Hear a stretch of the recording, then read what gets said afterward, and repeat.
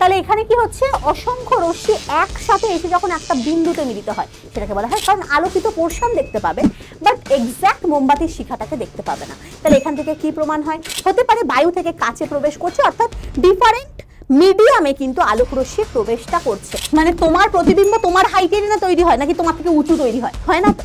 তাহলে এটা কিন্তু অলওয়েজ ইকুয়াল হয়। আলোক রশ্মিটা যখন ফিরে যাচ্ছে তখন এভাবে চলে যাবে, আর এইদিকে আলোক রশ্মিটা যখন ফিরে যাচ্ছে তখন এভাবে চলে যাবে। হ্যালো বাচ্চা বাড়ি, তো গুড মর্নিং সকলকে। আজকে আমি তোমাদের নতুন নতুন চ্যাপ্টার পড়াবো। সকলের কিন্তু সেকেন্ড সামেটিভের সিলেবাস শেষ হয়ে গেছে আশা করি, কারণ আমার তো শেষ হয়ে গেছে। আমি কিন্তু অলরেডি তোমাদের সেকেন্ড সামেটিভের মধ্যশিক্ষা পর্ষদ ওরিয়েন্টেড যে সিলেবাসটা ছিল সেটা কিন্তু কমপ্লিট করে দিয়েছি। আজকে আমরা থার্ড সামেটিভের পড়াশোনা স্টার্ট করব। তো তোমরা যারা এই ভিডিওটা ভাবছো যে না থার্ড সামেটিভ যখন হবে তখন দেখবো, এখন এটাকে রেকর্ডেড তো রেখেই দিই, তো সেটা কিন্তু কেউ করো না, কারণ অ্যাটলিস্ট একবার জিনিসটা একবার পড়ে নাও, তারপরে যখন আবার সামেটিভ আসবে তখন তো নিশ্চয়ই পড়বে।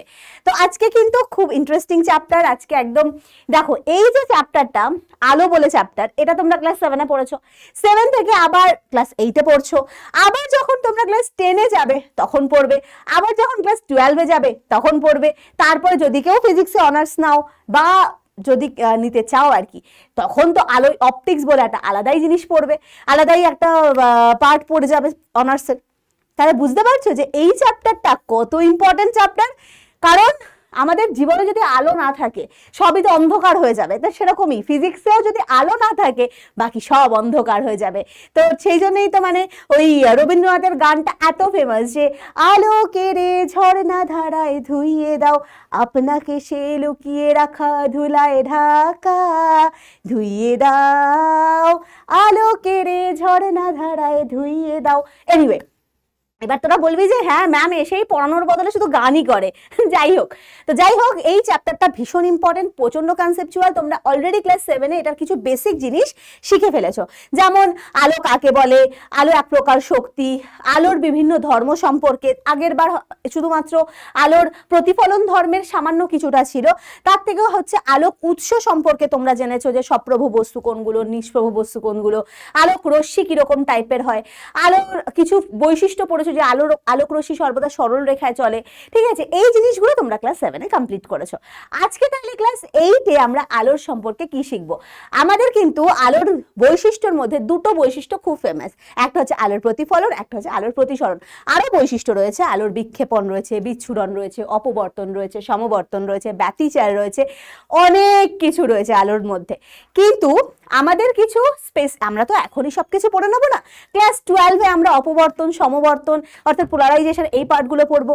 ক্লাস 10-এ গিয়ে আমরা প্রতিসরণ, বিচ্ছুরণ, বিক্ষেপণের এই পোর্শনটা একটু ডিটেলসে পড়বো। তাহলে ক্লাস 8-এ আমরা কিসের উপরে ফোকাস করব? ক্লাস 8-এ আমরা আলোর প্রতিফলনের, সমতল দর্পণে যে আলোর প্রতিফলন হয় সেটার উপরে ফোকাস করব, এবং তার সাথে সাথে ফোকাস করব হচ্ছে আলোর প্রতিবিম্ব সম্পর্কে। তো চলো শুরু করা যাক, লেটস স্টার্ট।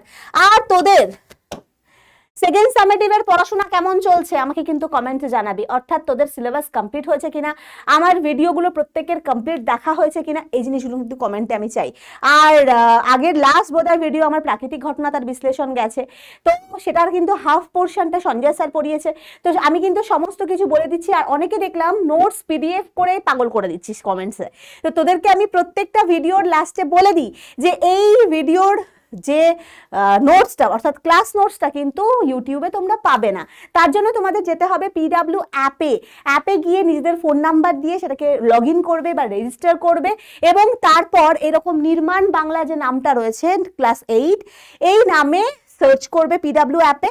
কোথা থেকে পিডাব্লিউ অ্যাপ পাবে? প্লে স্টোর থেকে, যেখান থেকে তোমরা ক্যান্ডি ক্রাশ ডাউনলোড করো, যেখান থেকে তোমরা সাবওয়ে সাফার ডাউনলোড করো, অর্থাৎ গেমস যেখান থেকে ডাউনলোড করো প্লে স্টোর, সেখান থেকে পিডাব্লিউ অর্থাৎ ফিজিক্সওয়ালা অ্যাপটাও ডাউনলোড করবে, দিয়ে ওখান থেকে রেজিস্টার করবে, রেজিস্টার করার পর এই নির্মাণ বাংলা ক্লাস 8 বলে সার্চ করবে, করার পর যখন এই ব্যাচটা পেয়ে যাবে ব্যাচটা ওপেন করবে, সেখানে দেখবে যেহেতু ফ্রি ব্যাচ এনরোল নাও বলে একটা অপশন রয়েছে, এনরোলটা করার পর আবার কি করবে, ব্যাচটা ওপেন করবে, দেখবে ওখানে সমস্ত ক্লাসের অল কন্টেন্টস এবং তার সাথে সাথে প্রত্যেকটা ক্লাস ওয়াইজ প্র্যাকটিস শিট সমস্ত কিছু রয়েছে, ঠিক আছে, এবং নোটস সেখান থেকে ডাউনলোড করতে পারবে, প্র্যাকটিস শিটও সেখান থেকে ডাউনলোড করতে পারবে। তো আমি এটা কিন্তু ভিডিওর প্রথমেই বলে দিলাম যাতে তোরা আর মাথা খারাপ না করিস। তো চলো শুরু করা যাক।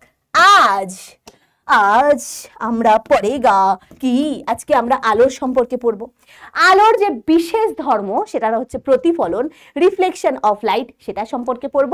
প্রতিফলনের বিভিন্ন প্রকারভেদ পড়ব, আর প্রতিবিম্ব সম্পর্কে পড়ব। এটা কিন্তু খুব ইম্পর্টেন্ট। প্রতিবিম্ব কি জিনিস, সেটা কি জিনিস, কেন তৈরি হয়, কয় রকমের প্রতিবিম্ব রয়েছে সেগুলো শিখবো। আর দুটো মেনলি হচ্ছে দর্পণ, এই সমস্ত জায়গায় প্রতিবিম্ব সৃষ্টি হয়। এই যে তোমরা যদি আয়নার সামনে এখন দাঁড়াও, কি পাবে, তোমরা নিজেদেরকে দেখতে পাবে আয়নার পেছনে। এবং কি দেখতে পাও, যদি সমতল দর্পণ হয়, আয়নাকে দর্পণ বলে, যদি সমতল দর্পণ হয় তাহলে কি হবে, তোমার মুখটা ঠিক যেরকম, ঠিক তোমার সেরকমই মুখে তোমার প্রতিবিম্ব তৈরি হবে। তাহলে সেই প্রতিবিম্বটা কি ধরনের প্রতিবিম্ব, আয়নায় যে তুমি তোমাকে দেখতে পাচ্ছ সেটা কি সদ্বিম্ব নাকি অসদ্বিম্ব, তো সেগুলো সম্পর্কে জানবো। এবার আমরা যখন সালনে এগুলোতে যাই দেখবে পেছনে অনেকগুলো মিরর থাকে, এই সাইডে মিরর থাকে, এবং জিনিসটাকে দেখতে একদম সুন্দর লাগে। তোমার অনেক কটা প্রতিবিম্ব ওই সালনের মিররগুলোতে তৈরি হয়ে যায়। এবারে দুটো মিরর একে অপরের সাথে যেরকম ধরো 60 ডিগ্রি অ্যাঙ্গেলে আছে বা বিভিন্ন রকমের অ্যাঙ্গেলে থাকলে কতগুলো প্রতিবিম্ব সৃষ্টি হয়, সেই প্রতিবিম্বের সংখ্যা কিন্তু ক্যালকুলেশন আজকে আমরা শিখবো। সো এটা খুব ইম্পর্টেন্ট পোর্শন, এখান থেকে ছোটখাটো নিউমেরিক্যালস আসে। তো চলো লেটস স্টার্ট। তো চলো হাসি মুখ নিয়ে, আলো ভরা মুখ নিয়ে আমরা আলো চ্যাপ্টার স্টার্ট করব। এই দেখো, এই হচ্ছে আমাদের আলো, আমাদের জীবনের আলো। যদি নিভে যায় তাহলে খুবই মানে খারাপ অবস্থা। তো সেরকমই আলো মানে কি, দেখো আমাদের চারপাশে দেখো আলো রয়েছে। আলোর মেন উৎস কোথা থেকে আসছে, আমরা পৃথিবীতে কিন্তু মেন আলোর উৎস হচ্ছে সূর্য, তাই তো। এই যে সূর্য থেকে এত তাপ, এত আলো পাই, তো সেই সূর্যের আবার আলোক উৎসের বা আলোক শক্তির উৎসের মেন কারণ কি, সূর্যের মধ্যে ঘটে চলা অনবরত নিউক্লিয় সংযোজন রিয়াকশন, যেটা তোমরা একটু বড় হলে ডিটেলসে পড়বে। যে এই যে সূর্য থেকে যে আলো সমস্ত গ্রহ উপগ্রহ পেয়ে থাকছে, কারণ কি, সূর্য হচ্ছে আমাদের পৃথিবীর সব থেকে নিকটতম স্টার, তাই তো, এটা আমরা জানি। তো এই যে সূর্য থেকে আমাদের সমস্ত গ্রহ উপগ্রহ যে এত আলো পাচ্ছে, অনবরত আলো পাচ্ছে, তাপ শক্তি পাচ্ছে, তার একমাত্র কারণ কি জানো, তার কারণ হচ্ছে সূর্যের মধ্যে ঘটে চলা অনবরত একটা নিউক্লিয় সংযোজন রিয়াকশন, যেখানে হাইড্রোজেন থেকে কন্টিনিউ হিলিয়াম, আবার হিলিয়াম থেকে কন্টিনিউ হাইড্রোজেনের এই রূপান্তর থেকে, আর এটাকে বলা হয় নিউক্লিয় সংযোজন বিক্রিয়া, যেখান থেকে হিউজ অ্যামাউন্টের তাপ এবং আলোক শক্তি নির্গত হচ্ছে। ঠিক আছে, তো মনে রাখবে, জাস্ট এটা একটা ইনফরমেশন দিলাম। তো আলো বলতে কি বোঝায়, আলো শক্তি সম্পর্কে তোমরা অলরেডি ক্লাস 7-এ পড়েছো। বলো আলোক শক্তি কাকে বলে, মনে করো, একটু রিভাইন্ড করো ব্রেনটাকে, সেই পড়েছিলে ক্লাস 7-এ। আলো হলো এক প্রকার শক্তি যার সাহায্যে আমরা কোনো বস্তুকে দেখতে, মানে যে আমাদের কোনো বস্তুকে দেখতে সাহায্য করে, এটাই হচ্ছে আলো। এই যে আমরা সমস্ত, এই যে আমি আমার বোর্ডটাকে দেখতে পাচ্ছি, তোমরা আমাকে দেখতে পাচ্ছ, আমি যদি এখানে সমস্ত লাইট অফ করে দিই, তো ক্যামেরায় কি আমাকে দেখতে পাবে, সব অন্ধকার হয়ে যাবে। তার মানে আলোক শক্তি কিসে সাহায্য করছে, কোনো কিছুকে ভিজিবল করতে বা দেখতে সাহায্য করছে, তাই তো। তো কিভাবে সে দেখতে সাহায্য করে, ধরো তুমি তুমি এই সামনে লাল গোলাপটাকে দেখতে চাইছো, কিভাবে তুমি লাল গোলাপটা দেখবে, যদি এখন পুরো অন্ধকার থাকে তাহলে কি তুমি জিনিসটাকে দেখতে পাবে না, রাতের বেলা ওই জন্য অনেকে দেখতে পায় না। হ্যাঁ, এবার তুমি ধরো, এবার মনে করতে পারো যে না, মানে রাতের বেলা হলেও তো, অন্ধকার থাকলেও তো আমরা আমাদের ঘরে ঢুকলে বুঝতে পারি যে না, এদিকে খাট আছে, এদিকে আলমারি আছে, কারণ জিনিসটা তোমার অভ্যস্ত হয়ে গেছে। তুমি যদি অন্ধকার জায়গায় নতুন কোনো জায়গায় যাও তাহলে কিন্তু মানে উষ্টা খেয়ে পড়ে যেতে পারো, কারণ তোমার ওই জিনিসগুলো আইডিয়া নেই। তুমি নিজেদের ঘরে কন্টিনিউ লাইট অফ করেও হাঁটতে পারো, তার কারণ তোমার আইডিয়া হয়ে গেছে যে আচ্ছা এই দিকটা এত পর্যন্ত গেলে খাট রয়েছে, আলমারি রয়েছে, এইখানে এইটা রয়েছে, তোমার একটা অভ্যাস হয়ে গেছে। তো যাই হোক, আলো ছাড়া কিন্তু আমরা দেখতে পাই না। আলোক যদি কোনো বস্তুকে আলোর দ্বারা দেখতে হয় তাহলে কি করে দেখতে পাবে তুমি, এই যে সূর্য হচ্ছে মেন আলোর উৎস, এটা কি উৎস, আলোর উৎস। এই সূর্য থেকে আলো এসে ওই বস্তুটার উপরে পড়ে, ধরো এখানে লাল গোলাপ, সেই লাল গোলাপের উপরে পড়ছে, এবারে সেই গোলাপটা থেকে আলোটা রিফ্লেক্ট করে আমাদের চোখে এসে পড়ে। রিফ্লেক্ট মানে কি, প্রতিফলিত হয়ে আমাদের চোখে এসে পড়ে, এই জন্য আমি ওই বস্তুটাকে দেখতে পাই। এবং এবার তুমি বলতে পারো যে সূর্য থেকে তো ম্যাম সাদা কালারের লাইট আসছে, তো সাদা কালারের লাইট আসার পরও আমরা গোলাপটাকে তো লাল কালারের গোলাপ লাল কালারেরই দেখতে পাচ্ছি, সেটা কি কারণে, তার কারণ সূর্য থেকে হয়তো সাদা আলো আসছে, আর তোমরা জানো সাদা আলোর মধ্যে 7টা বর্ণের আলো মিশে রয়েছে। তা এটাকে কারণ কি? কারণ আমরা যখন রামধনু দেখতে পাই তাহলে এটা সুন্দর করে দেখতে পাই যে সূর্যের সাদা আলো রামধনুর মধ্যে ভিবজিওর অর্থাৎ বেনিয়া সহ কলা সমস্ত 7টা বর্ণ আলাদা আলাদা করে স্প্লিট হয়ে রামধনু তৈরি করে। তাহলে এই সাদা বর্ণ হচ্ছে বহুবর্ণী আলো যার মধ্যে 7টা বর্ণ মিশে রয়েছে। তাহলে আমরা কি বলতে পারি? সাদা হচ্ছে বহুবর্ণী আলো।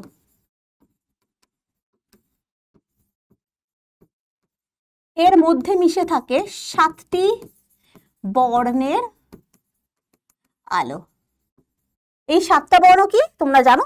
রামধনুর বর্ণ বেনিয়া, বে নি আ স হ ক লা, মানে কি? বেগুনি, নীল আকাশী, সবুজ, হলুদ, কমলা, লাল। হয়ে গেছে, বোঝা গেছে? তাহলে এই যে সাদা বর্ণের আলোক রশ্মিটা যখন লাল বর্ণের গোলাপের ওপর এসে পড়ে তখন এই গোলাপটা কি করে জানো? এই 7টা বর্ণর থেকে ওর যে বর্ণটা, ওর তো লাল বর্ণ, ও লাল বর্ণ বাদ রেখে বাকি সমস্ত বর্ণকে নিজের মধ্যে শোষণ করে নেয়। যে বস্তুটা যে কালারের সেই কালারটাকে শোষণ না করে ওটাকে রিফ্লেক্ট করে, ওটাকে প্রতিফলিত করে দেয়। এবং এখানে তার মানে কি হচ্ছে? সাদা বর্ণের আলো এসে পড়ছে, আলো এসে এই লাল গোলাপটা এসে পড়ার পর বেনিয়া সহ ক অর্থাৎ এই সব কটা কালার এই লাল গোলাপ দ্বারা অ্যাবজর্ব হয়ে যাচ্ছে, শোষিত হয়ে যাচ্ছে।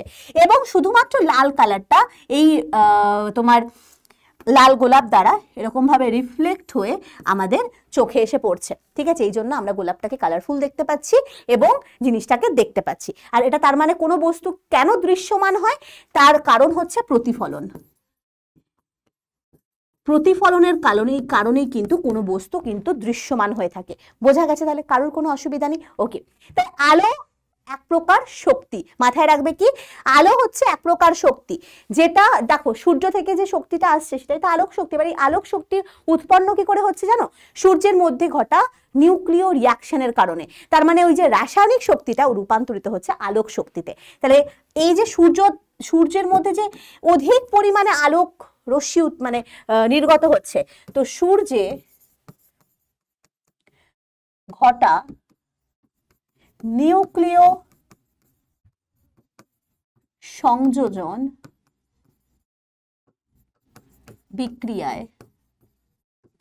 বিক্রিয়া হলো আলো ও কি? দাবিটা কি দেখছিস তো কিরকম বাজে? আলো ও তাপ শক্তির উৎস। ওকে, তাহলে আলো হচ্ছে এক প্রকার শক্তি। বা তোমরা পরে যখন একটু বড় হবে তখন জানতে পারবে আলো যে ট্রাভেল করে না, আলো ট্রাভেলের জন্য বা আলো যে সূর্য থেকে পৃথিবীতে আসছে তার কি কোনো মাধ্যমের প্রয়োজন হচ্ছে? সূর্য থেকে পৃথিবীর মধ্যে তো পুরোটা মহাশূন্য। পৃথিবীর ওপরে কিছুটা বায়ুমণ্ডল রয়েছে, বায়ুস্তর রয়েছে, মাধ্যম রয়েছে, বায়ু মাধ্যম, কিন্তু তার উপরে গ্যালাক্সি, ওটা তো মহাশূন্য। তো সেখান থেকে তো আলোক রশ্মি, তাপ রশ্মি এগুলো তো সব আসছে। তাপ রশ্মি বলে না, তাপীয় তরঙ্গ, তো এগুলো তো আসছে। তো এগুলো আসছে তার কারণ কোনো মাধ্যম ছাড়াই এরা কিন্তু ট্রাভেল করতে পারে। তো এইরকম টাইপের তরঙ্গকে আমরা বলি তড়িৎ চুম্বকীয় তরঙ্গ। যে তরঙ্গের ট্রাভেলের জন্য বা প্রপাগেশনের জন্য বা এগিয়ে যাওয়ার জন্য কোনো রকমের মাধ্যমের প্রয়োজন হয় না। এবং এই তরঙ্গটাকে আমরা নাম দিই আলাদা করে তড়িৎ চুম্বকীয় তরঙ্গ, যেটা কিন্তু শব্দ পারে না। শব্দ কিন্তু কোনো মাধ্যম ছাড়া প্রপাগেট করতে পারে না। মনে রাখবে এটা, যে আমরা যদি এখানে চাঁদে গিয়ে যদি কথা বলি না, চাঁদে তো বায়ুমণ্ডল নেই, তাহলে কিন্তু চাঁদে তুমি কথা বললে তোমার পাশের ব্যক্তি শুনতেই পাবে না তুমি কথা বলছো কি। তো সেরকমই মহাকাশে গিয়ে যদি তুমি কথা বলো তো তোমার পাশে দাঁড়িয়ে যদি কেউ থাকে তাহলে সেও কিন্তু বুঝতে পারবে না যে তুমি কি কথা বলছো, কারণ শব্দ তরঙ্গ কোনো মাধ্যম ছাড়া কিন্তু এগোতে পারে না। বাট আলোক তরঙ্গ, তাপ তরঙ্গ এগুলো কিন্তু পারে। তা আলো কিন্তু তরঙ্গের দ্বারা এগিয়ে যেতে পারে।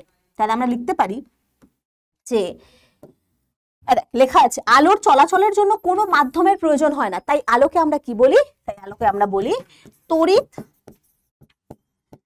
চুম্বকীয় তরঙ্গ। ইংলিশে বলা হয় ইএম ওয়েভ, ইলেকট্রোম্যাগনেটিক ওয়েভ। ঠিক আছে। এছাড়া কিন্তু তাপও কিন্তু একটা ইএম ওয়েভ বা তড়িৎচুম্বকীয় তরঙ্গের এক্সাম্পল। এক্ষেত্রে তোমরা একটু যখন অ্যাডভান্স লেভেলে পড়াশোনা করবে তখন জানবে এই আলোক তরঙ্গ সৃষ্টি হয় তড়িৎ ক্ষেত্র এবং চুম্বক ক্ষেত্রের মানে ভাইব্রেশনের কারণে। সৃষ্টি হয় বলা ভুল, মানে আধানের ভাইব্রেশনের কারণে একটা তড়িৎ ক্ষেত্র এবং চুম্বক ক্ষেত্রর মানে কন্টিনিউ মানে উৎপন্ন হতে থাকে বা ভাইব্রেট করতে থাকে বা কম্পিত হতে থাকে, যার ফলে কিন্তু এই তড়িৎচুম্বকীয় তরঙ্গটা বা আলোক তরঙ্গটা সামনের দিকে এগোতে পারে। যাই হোক, এগুলো একটু অ্যাডভান্স লেভেলের পড়াশোনা, এটা তোমরা পরবর্তীকালে পড়বে। তো যাই হোক, তার মানে এখানে কি বলেছে, আলোকই একটা তড়িৎচুম্বকীয় তরঙ্গ যেটার প্রপাগেশন বা যেটার বিস্তারের জন্য কোনো মাধ্যমের প্রয়োজন হয় না। আর শূন্য মাধ্যমে আলোর বেগ কিন্তু কত, 3 × 10⁸ মিটার/সেকেন্ড। এটা কিন্তু খুব ভালো করে মাথায় রাখবে। শূন্য মাধ্যমে বা বায়ু মাধ্যমে, এটা শুধু শূন্য মাধ্যমে না, বায়ুতেও তাই, বায়ুতেও কিন্তু আলোর বেগ 3 × 10⁸ মিটার/সেকেন্ড। ওকে, আর কি, আলো কিন্তু অলওয়েজ সরল রেখায় চলে। এর জন্য একটা তোমরা এক্সপেরিমেন্ট ক্লাস 7-এ তোমরা পড়েছো। কিরকম, এই এক্সপেরিমেন্টটা তোমরা পড়েছিলে তো, এই এক্সপেরিমেন্টটা যে একটা মোমবাতিকে তুমি জ্বালিয়ে রেখেছো, এবার একটা সাইড, একটা নলের অপোজিট সাইড থেকে তুমি দেখছো, ঠিক আছে। তো তুমি কি দেখবে, তুমি একদম সোজাসুজি নলটাকে যেহেতু রেখেছো, তো তুমি দেখতে একদম সোজাসুজি আলো আসছে এবং তোমার চোখে এসে পৌঁছাচ্ছে। যদিও এটাকে আমি সোজা আঁকতে পারিনি, এখান থেকে আলো আসছে এবং তোমার চোখে এসে ডিরেক্ট পৌঁছাচ্ছে। তো আলো এখান থেকে বোঝা যায় যে এরকম সোজাসুজি আসছে বলে তুমি এই মোমবাতির শিখাটাকে দেখতে পাচ্ছ। এবার তুমি যদি নলটাকে এরকম বাঁকিয়ে দাও, নলটাকে যদি তুমি বাঁকিয়ে দাও, তুমি কিন্তু এক্ষেত্রে মোমবাতির শিখাটাকে দেখতে পাবে না। হ্যাঁ, জাস্ট একটা আলোর আভাস তুমি দেখতে পাবে, এখানে একটা আলোকিত কিছু একটা, কারণ আলোকিত পোর্শন দেখতে পাবে, বাট এক্স্যাক্ট মোমবাতির শিখাটাকে দেখতে পাবে না। তাহলে এখান থেকে কি প্রমাণ হয়, কারণ দেখো জিনিসটাকে যখন তুমি বাঁকিয়ে দিচ্ছ, তাহলে কি হয়, আলোটা তো এরকম ভাবে এসে আটকে যাচ্ছে, এই জায়গাটায় আলোটা ব্লক হয়ে যাচ্ছে, বা এই যে মোমবাতির শিখার যে জিনিসটা, সেটা কিন্তু আলোটা এইরকম ব্যাকা পোর্শনে এসে ব্লক হয়ে যাচ্ছে, ফলে তোমাদের চোখে এসে আর মোমবাতির শিখার যে আলোটা ডিরেক্ট এসে পৌঁছাচ্ছে না। এর থেকে প্রমাণ হয় হচ্ছে আলো সর্বদা সরল রেখায় চলে। দেখো, যখন সরল রেখায় যাচ্ছিল আমি জিনিসটাকে সচক্ষে দেখতে পাচ্ছিলাম, বাট যখনই আমি নল টিউবটাকে বাঁকিয়ে দিয়েছি, তখন কিন্তু আমার এই মোমবাতির শিখাটাকে আর দৃশ্যমান হচ্ছে না। তাহলে এখান থেকে কি প্রমাণ হয়, তার কেন এই বাঁকানোর ফলে দৃশ্যমান হচ্ছে না, কারণ হচ্ছে এই মোমবাতির শিখা থেকে নির্গত আলোটা কিন্তু ডিরেক্ট যেতে পারছে না, সোজা রেখায় যেতে পারছে না, কারণ জিনিসটা বেঁকে আছে, যার ফলে আমরা কিন্তু দেখতে পাচ্ছি না। তাহলে এই প্রমাণ হয় যে আলো সর্বদা সরল রেখায় চলে। ক্লিয়ার?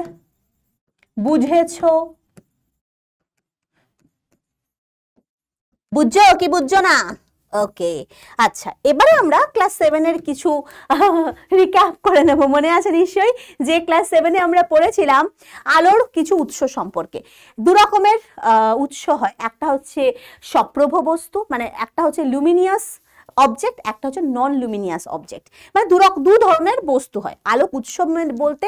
এক্ষেত্রে যেমন চাঁদ আর সূর্য, দুটোকেই তুমি কিন্তু লুমিনিয়াস বা সপ্রভ বস্তু বলতে পারো না, তার কারণ চাঁদ কিন্তু নিজের কোনো আলো বিকিরণ করে না। আমরা কি পড়েছি, চাঁদ সূর্যের আলো দ্বারা আলোকিত হয়, তাই তো, সূর্যের আলোকেই সে রিফ্লেকশনের মাধ্যমে ওটাকে ছড়িয়ে দেয় এবং তার কারণে কিন্তু আমরা চাঁদকে দেখতে পাই। এটা পড়েছো নিশ্চয়ই ছোটবেলায়। তো তার মানে এখান থেকে আমরা কি বলতে পারি, যে বস্তু দু ধরনের হয়, একটা হচ্ছে সপ্রভ বস্তু হয়, একটা হচ্ছে নিষ্প্রভ বস্তু হয়।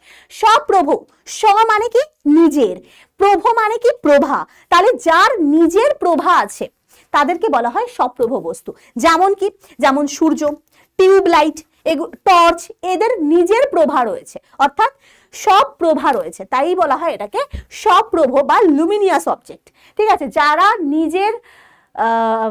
নিজের থেকে আলো বিকিরণ করতে পারে সেইগুলোকে বলা হয় সপ্রভ বস্তু। ঠিক আছে, যেমন এক্সাম্পল দেখো লেখা আছে আগুন, সূর্য, মোমবাতি, টিউবলাইট, এগুলো প্রত্যেকেই হচ্ছে লুমিনিয়াস অবজেক্ট, এদের নিজস্ব আলোক রয়েছে। আর রয়েছে নিষ্প্রভ বস্তু, মানে নিষ্প্রভ মানে যার নিজের প্রভা নেই। তাহলে কার নিজের প্রভা নেই, আমার কনসা, আমার বডি থেকে আলো কনসা বেরোয়, আমার নিজের প্রভা নেই। যেমন এই পেনটাও নিজের প্রভা নেই, পেন থেকে কি আলো বিকিরণ হয় না। এখন এই যে লাইট থেকে পেনের ওপর আলো পড়ছে, এই আলোটাকে ও রিফ্লেক্ট করে বা প্রতিফলন করে দিয়ে ক্যামেরা অবধি পৌঁছাচ্ছে, যার জন্য তুমি পেনটাকে সচক্ষে দেখতে পাচ্ছ।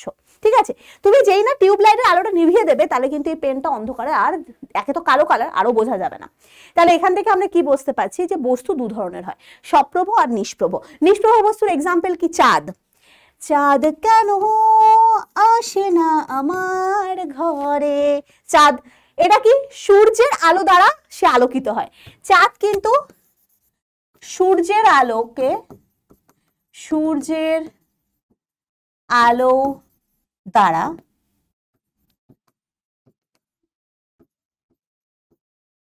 আলোকিত হয়। ঠিক আছে,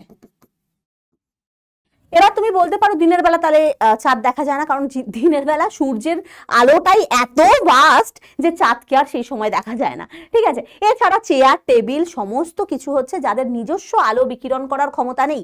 এদের কি? এদের নিজস্ব আলো বিকিরণ করার ক্ষমতা রয়েছে, এদের নিজস্ব তালিকা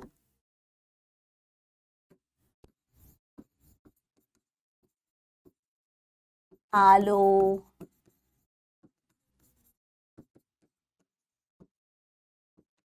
বিকিরণের ক্ষমতা আছে, আর এদের নেই, নিজস্ব আলো নেই।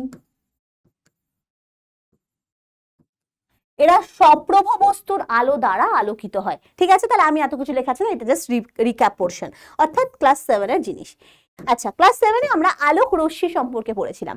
মানে আলো যখন কোনো উৎস থেকে আসে, তা আমরা কিরকম ভাবে আঁকি? ধরো এরকম সূর্য আঁকি না, সূর্য সূর্য সূর্য, সূর্য থেকে আমি ধরলাম এটা পৃথিবী।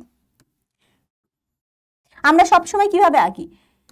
সূর্য থেকে পৃথিবীতে আলো আসছে হচ্ছে এরকম, নিশ্চয়ই এরকম ভাবে আঁকো তোমরা, একদম এরকম সুন্দর করে আলো আসছে।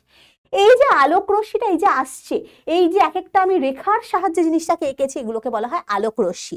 তো এখানে আমি সবকটা রশ্মিকে এঁকেছি সমান্তরাল আলোক রশ্মি। তাহলে আলোক রশ্মিকে আমরা অনেক রকম ভাবে আঁকতে পারি। তাহলে এক হতে পারে আলোক রশ্মি সমান্তরাল ভাবে যাচ্ছে। মনে রাখবে অসীম দূরত্ব থেকে, যেমন সূর্য থেকে যখন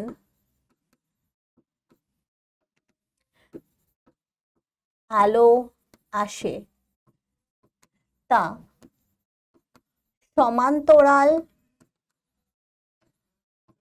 আলোক রশ্মি রূপে আসে।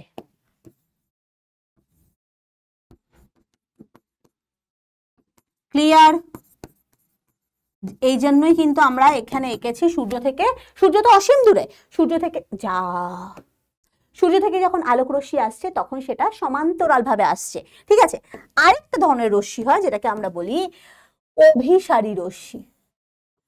টিডিং টিডিং, মানে অনেকগুলো রশ্মি যদি একটা বিন্দুতে এসে মিলিত হয় তখন সেই রশ্মিগুলোকে আমরা বলি অভিসারী রশ্মি। ইংলিশে বলা হয় কনভার্জিং রে।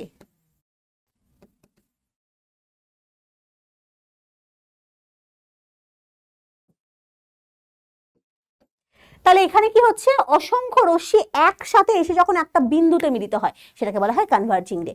আরেকটা রশ্মি হয় যেটাকে বলা হয় অপসারী রশ্মি, যখন একটা বিন্দু থেকে আলো চারদিকে ছড়িয়ে পড়ে।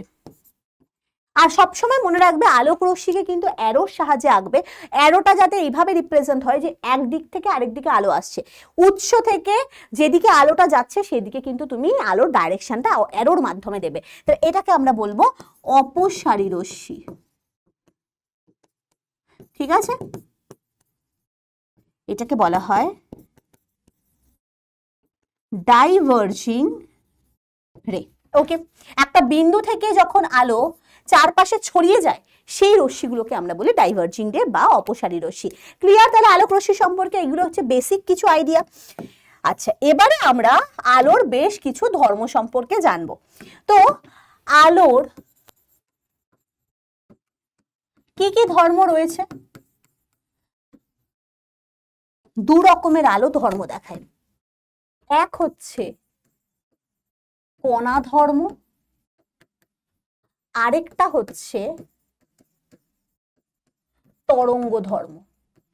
আমরা কিন্তু আলোক তরঙ্গকে তরঙ্গের মতো করেও আঁকি, তাই না? আমরা কিন্তু আলোকে এরকম এরকম ভাবেও আঁকি না, তরঙ্গের মাধ্যমেও কিন্তু আমরা আঁকি। এই যে আমি বলছি যে আলো হচ্ছে একটা তড়িৎ চুম্বকীয় তরঙ্গ, অর্থাৎ সূর্য থেকে আলো পৃথিবীতে আসছে কোনো রকমের মাধ্যম ছাড়া, তাহলে ওটা কি এরকম এরকম মানে সেই মাইকেল জ্যাকসনের ওয়েভের মতো করে আসছে? তাহলে তো ওটা তো একটা ওয়েভের মতো করে আসছে। তো আলো কিন্তু তরঙ্গ ধর্মও দেখায়, আবার আলো কিন্তু কণা ধর্মও দেখায়। আমরা আবার আলোকে কিন্তু স্ট্রেট লাইন দিয়েও কিন্তু এঁকেছি। তো মনে রাখবে এই জিনিসগুলো একটু অ্যাডভান্সে, বাট তোমাদের ক্লাস 8-এ এত কিছু জানার দরকার হয় না, বাট একটুখানি জিনিসগুলোকে যদি মাথায় ঢুকিয়ে রাখো গল্পের মতো করে, তাহলে সেটা যখন তোমরা ক্লাস 10-এ যাবে তো তখন জিনিসগুলো আরেকবার মাথায় এসে পড়বে। ঠিক আছে? তো কণা ধর্মে মনে রাখা হয় যে, মনে রাখবে এটা তোমরা, যে আলো হচ্ছে ফোটন কণার স্রোত। ফোটন, প্রোটন নাকি ফোটন, কি রকম? আলো ফোটন কণার স্রোত। এভাবে ভাবতে পারো অসংখ্য ফোটন কণা, যেরকম ইলেকট্রন, প্রোটন, এগুলো তো এক একটা কণা। তো আমরা যেরকম আগে পড়েছি কারেন্টের চ্যাপ্টারে, যে অসংখ্য ইলেকট্রন যখন ফ্লো হয় তখন তার অপোজিট দিকে কারেন্ট ফ্লো হয়। তার মানে আমরা বলেছিলাম যে ইলেকট্রন ফ্লো হওয়া মানেই কারেন্টের ফ্লো হওয়া। এখানে ফোটন কণা ফ্লো হওয়া মানে হচ্ছে তোমার আলোক তরঙ্গ বা আলো ফ্লো করা, মানে আলোটা প্রোপাগেট করা। কি বললাম বুঝতে পেরেছো? সিমিলার করে চিন্তা করো, যেমন ইলেকট্রন প্রোপাগেট করা বা ইলেকট্রন যখন একদিকে যায়, অনেকগুলো ইলেকট্রনের স্রোত পরপর একটা হিউজ ইলেকট্রনের বিম, ঠিক আছে, স্রোত যখন একই দিকে যাচ্ছে তার অপোজিট দিকে আমরা বলি কারেন্ট ফ্লো করছে। তাহলে কারেন্টের ফ্লো মানে ইলেকট্রনের ফ্লো। আর এক্ষেত্রে আলো আলো বা লাইটের ফ্লো, লাইটের প্রোপাগেশন মানে কোন কণার প্রোপাগেশন? ফোটন কণার প্রোপাগেশন। ঠিক আছে? ফোটন হচ্ছে একটা মাসলেস পার্টিকেল, যার কোনো ভর থাকে না। ঠিক আছে? রেস্ট মাস যার জিরো, এগুলো এত জানতে হবে না, যাই হোক। তো কণা ধর্ম মানে এখানে কি বোঝানো হচ্ছে? আলো অসংখ্য ফোটন কণা যদি একসাথে পরপর পরপর যেতে থাকে, অসংখ্য একসাথে যদি এরকম স্রোতের মতো করে এগোতে থাকে, তাহলে ওটাকে বলা হয় হচ্ছে আলোক রশ্মি বা আলোক শক্তি এরকম ভাবে এগোচ্ছে। ঠিক আছে? তো আমরা এরকম ধরে নিতে পারি যে সূর্য থেকে, এই ধরো সূর্য থেকে অসংখ্য ফোটন কণা এরকম ভাবে বেরিয়ে আসছে,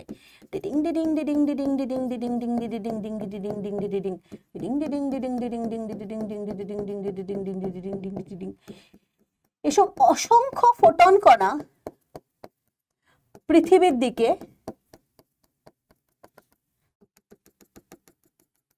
ঠিক আছে, এগুলো হচ্ছে সব ফোটন কণার স্রোত, এরকম ভাবে এরকম মানে কণা কণা রূপে এগিয়ে আসছে। ঠিক আছে? আর এগুলো কিন্তু এত গ্যাপ গ্যাপে থাকে না, আমি এখানে গ্যাপে গ্যাপে এঁকেছি ঠিকই জিনিসটা বোঝানোর জন্য। তাহলে এগুলো হচ্ছে সব ফোটন কণা আসছে। ঠিক আছে? এইরকম কণাগুলো যে পরপর এগিয়ে আসছে এটাকে বলা হয় আলোর কণা ধর্ম।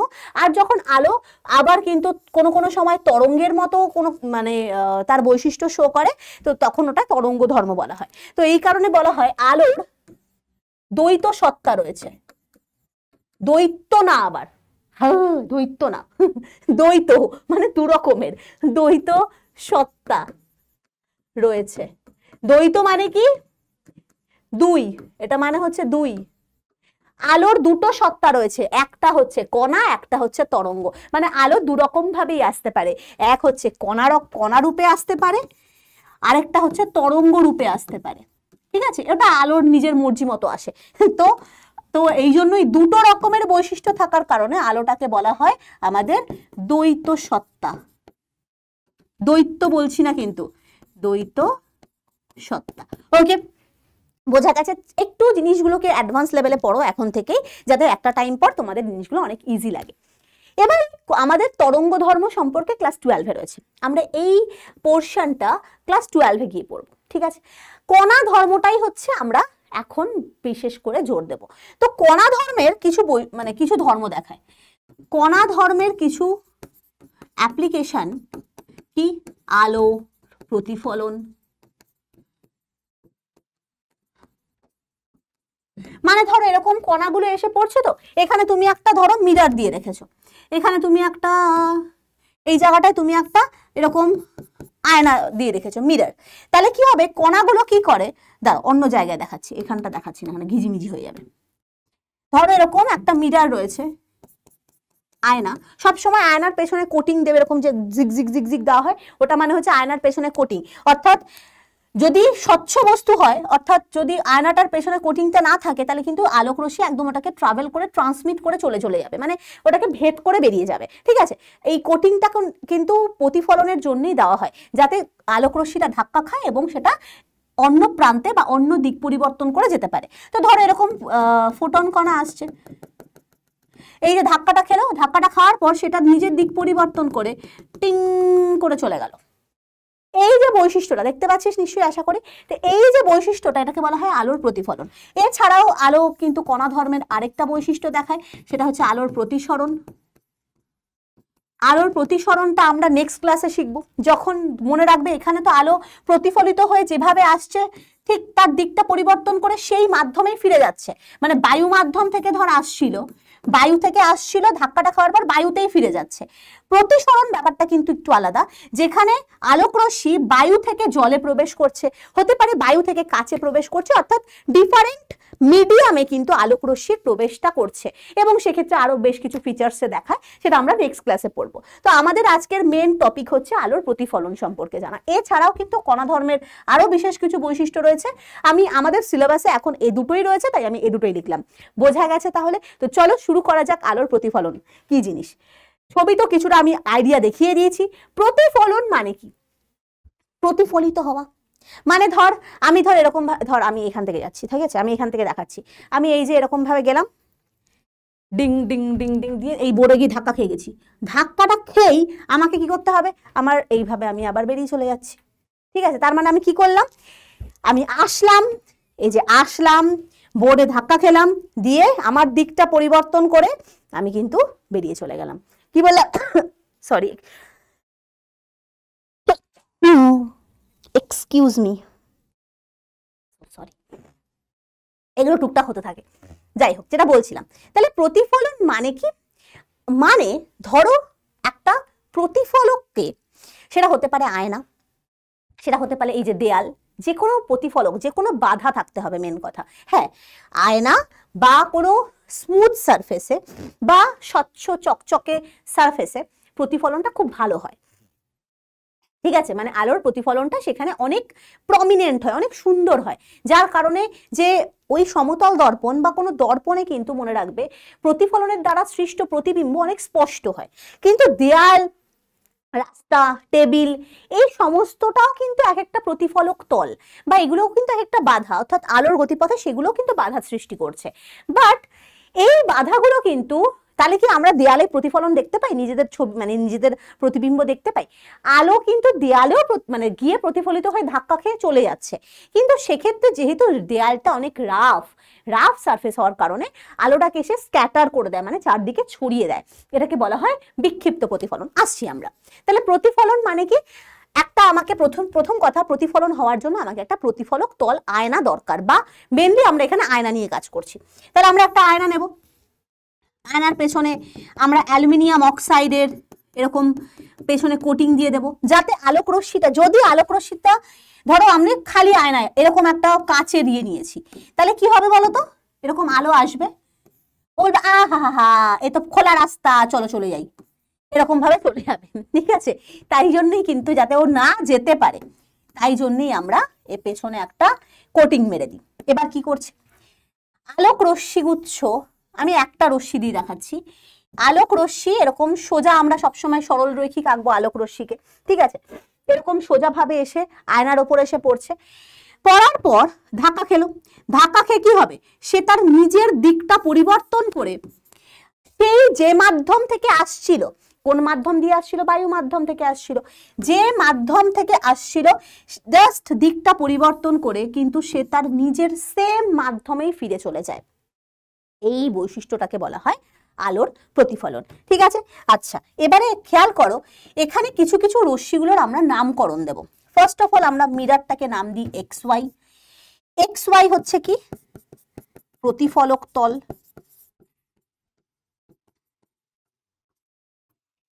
এ নাম দিই, এখানটা ও নাম দিই, আর ও বিন্দুতে একটা অভিলম্ব ড্র করি। অভিলম্ব মানে কি বলতো? 90 ডিগ্রি। লম্ব মানে কি জানো তো? পারপেন্ডিকুলার মানে 90 ডিগ্রি, অর্থাৎ ও বিন্দুতে আমরা কি ড্র করেছি? 90 ডিগ্রি ড্র করেছি, অভিলম্ব ড্র করেছি, আমি নাম দিই এন। তো ও এন হচ্ছে কি অভিলম্ব, এ ও মানে যেটা আসছে এটাকে বলা হয় আপতিত রশ্মি, ও বিন্দুটাকে বলা হয় আপাতন বিন্দু, ও বি মানে যেটা চলে যাচ্ছে এই রশ্মিটাকে বলা হয় প্রতিফলিত রশ্মি, যেটা চলে যাচ্ছে। ঠিক আছে, নেক্সট এই অ্যাঙ্গেলটা খেয়াল করবে, এ ও এন এই অ্যাঙ্গেলটা, অর্থাৎ আপতিত রশ্মি আর অভিলম্বের মাঝের যে অ্যাঙ্গেলটা এইটাকে আমি আই নাম দেব, অ্যাঙ্গেল এ ও এন মানে অ্যাঙ্গেল আই, এটার নাম হয় আপাতন কোণ। ক্লিয়ার, বুঝতে পেরেছো? আচ্ছা, অ্যাঙ্গেল বিওএন মানে এই অ্যাঙ্গেলটা, অর্থাৎ প্রতিফলিত রশ্মি আর অভিলম্বের মাঝের যে অ্যাঙ্গেলটা এটাকে বলা হয় প্রতিফলন কোণ। যদি তোমাদের ডেফিনেশন লিখতে দেয় যে আপাতন কোণ আর প্রতিফলন কোণ কাকে বলে, কি বলবে? আপতিত রশ্মি আর অভিলম্বের মধ্যবর্তী কোণটাকে বলা হয় আপাতন কোণ। আমি লিখে দিচ্ছি, আপতিত রশ্মি ও অভিলম্বের মধ্যবর্তী কোণ। ঠিক আছে, আর প্রতিফলন কোণ মানে কি? প্রতিফলিত রশ্মি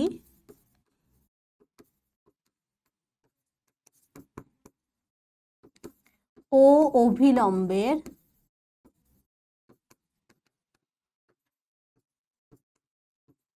মধ্যবর্তী কোণ। ওকে, ঠিক আছে। আরেকটা কোণ সম্পর্কে আমরা জানবো, সেটাকে বলা হয় চ্যুতি কোণ। একটু ভালো করে শোনো, হ্যাঁ, এটা চ্যুতি কোণ কনসেপ্টটা তোমাদের সিলেবাসে এখন নেই, বাট তাও আমরা একটু জেনে রাখো, ভালো করে জানবে। কি বলো তো, দেখো আলোক, আচ্ছা পরের পেজে আঁকছি, এই জায়গাটায় আঁকাটা পসিবল না। এই ধরো মিরর, ডিং ডিং ডিং ডিং ডিং ডিং ডিং ডিং ডিং ডিং ডিং ডিং,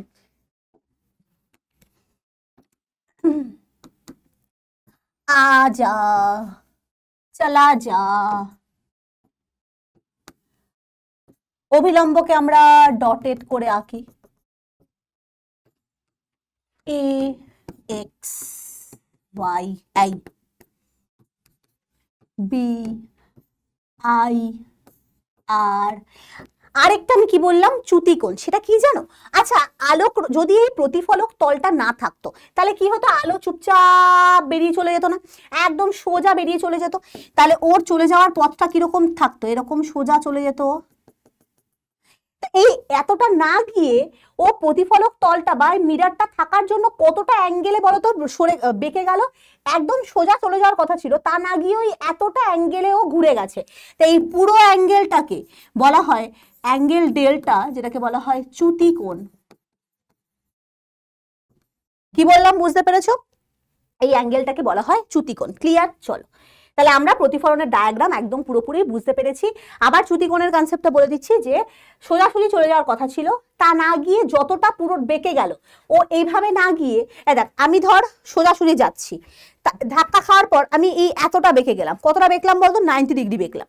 তাহলে যে পথে যাওয়ার কথা ছিল সে পথে না গিয়ে, সে ধাক্কাটা খাওয়ার পর বা আপতিত হওয়ার পর যে পথে চলে গেল, যতটা অ্যাঙ্গেলে সে বেঁকবে তাকে বলা হয় চ্যুতি কোণ। সেই অ্যাঙ্গেলটাকে, যতটা অ্যাঙ্গেলে ও ডেভিয়েট করলো, ইংলিশে এটাকে বলা হয় ডেভিয়েশন অ্যাঙ্গেল। ওকে, এবারে আমরা প্রতিফলনের দু রকমের টাইপ পড়বো, একটা হচ্ছে নিয়মিত প্রতিফলন, একটা হচ্ছে বিক্ষিপ্ত প্রতিফলন। এই যে আমি বলছিলাম, যদি তুমি আয়না নাও, আয়নার মধ্যে প্রতিফলন খুব সুন্দর হয়, তো সেখানে দেখবে প্রতিবিম্বটা যে তৈরি হয় বা আমরা যেটা দেখতে পাই, প্রতিবিম্বটা অনেক স্পষ্ট দেখতে পাই। বাট দেয়ালের মধ্যেও কিন্তু আলোর প্রতিফলন হচ্ছে, বাট সেখানে আমরা নিশ্চয়ই নিজেদের মুখ দেখতে পাচ্ছি না। তাহলে তার কি কারণ? তার কারণ হচ্ছে প্রতিফলন দু রকম সারফেসের ওপরে হতে পারে। একটা হচ্ছে খুব স্মুথ সারফেস, মানে খুব প্লেন, যেটা খুব একদম প্লেন রয়েছে, স্মুথ রয়েছে, সেই সারফেসে যখন আলোর প্রতিফলন হয় সেইটাকে আমরা বলি নিয়মিত প্রতিফলন। খেয়াল করো, সেক্ষেত্রে আলোক রশ্মি এরকম সমান্তরালভাবে আলোক রশ্মি এসে পড়ার পর, ধাক্কাটা খাওয়ার পর সমান্তরালভাবেই বা নিয়মিতভাবেই ফিরে যায়। মানে আলোক রশ্মি ধরো এটা প্লেন সারফেস, আয়নার মধ্যে এটা খুব ভালো হয়। আলোক রশ্মি এরকম সমান্তরাল ভাবে আসছে, আসার পর ধাক্কাটা খাওয়ার পর ও ঠিক সমান্তরাল ভাবেই ফিরে যাচ্ছে। এটাকে বলা হয় নিয়মিত প্রতিফলন, যেভাবে আসছে ঠিক সেভাবে বেরিয়ে চলে যাচ্ছে। আরেকটা হয় হচ্ছে রাফ সারফেসে, এটা কি, এটা হচ্ছে স্মুথ সারফেস।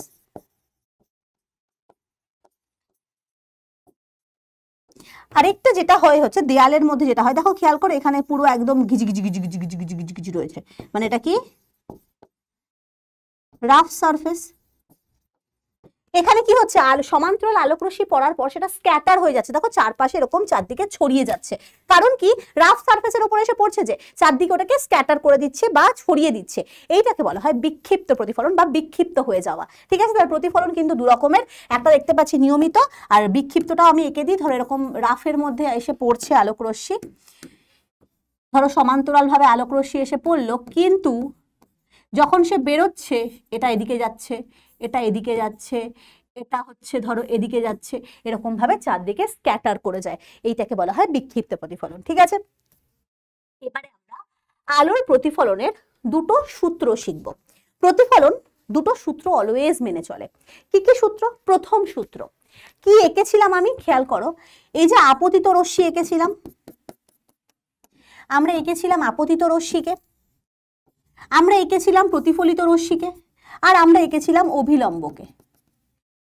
মনে রাখবে, আপতিত রশ্মি, প্রতিফলিত রশ্মি এবং আপাতন বিন্দুতে অঙ্কিত অভিলম্ব সর্বদা একই প্লেনে থাকে, একই সমতলে থাকে। দেখো এগুলা পুরোটা একই সমতলে রয়েছে। কি বললাম বুঝতে পেরেছো? আপতিত রশ্মি, ধাক্কাটা খাওয়ার পর প্রতিফলিত রশ্মি এবং আপাতন বিন্দুতে অভিলম্ব সর্বদা একই প্লেনে থাকবে, কখনো এরকম হবে না। দাঁড়াও আমি তোমাদের দেখিয়ে দিই। ধরো আমি যদি তোমাদের তিনটে পেন দিয়ে জিনিসটাকে বোঝাই, এই ধরো এটা ধরো আপতিত রশ্মি, ঠিক আছে, এটা আপতিত রশ্মি আসছে, এইভাবে প্রতিফলিত হয়ে বেরিয়ে চলে যাচ্ছে, আর এটা ধরো অভিলম্ব। খেয়াল করো এরা তিনটে একই প্লেনে রয়েছে, একই সারফেসে রয়েছে, দেখতে পাচ্ছ একই সারফেসে রয়েছে। কখনো কিন্তু এরকম হবে না যে অভিলম্বটা এরকম হচ্ছে।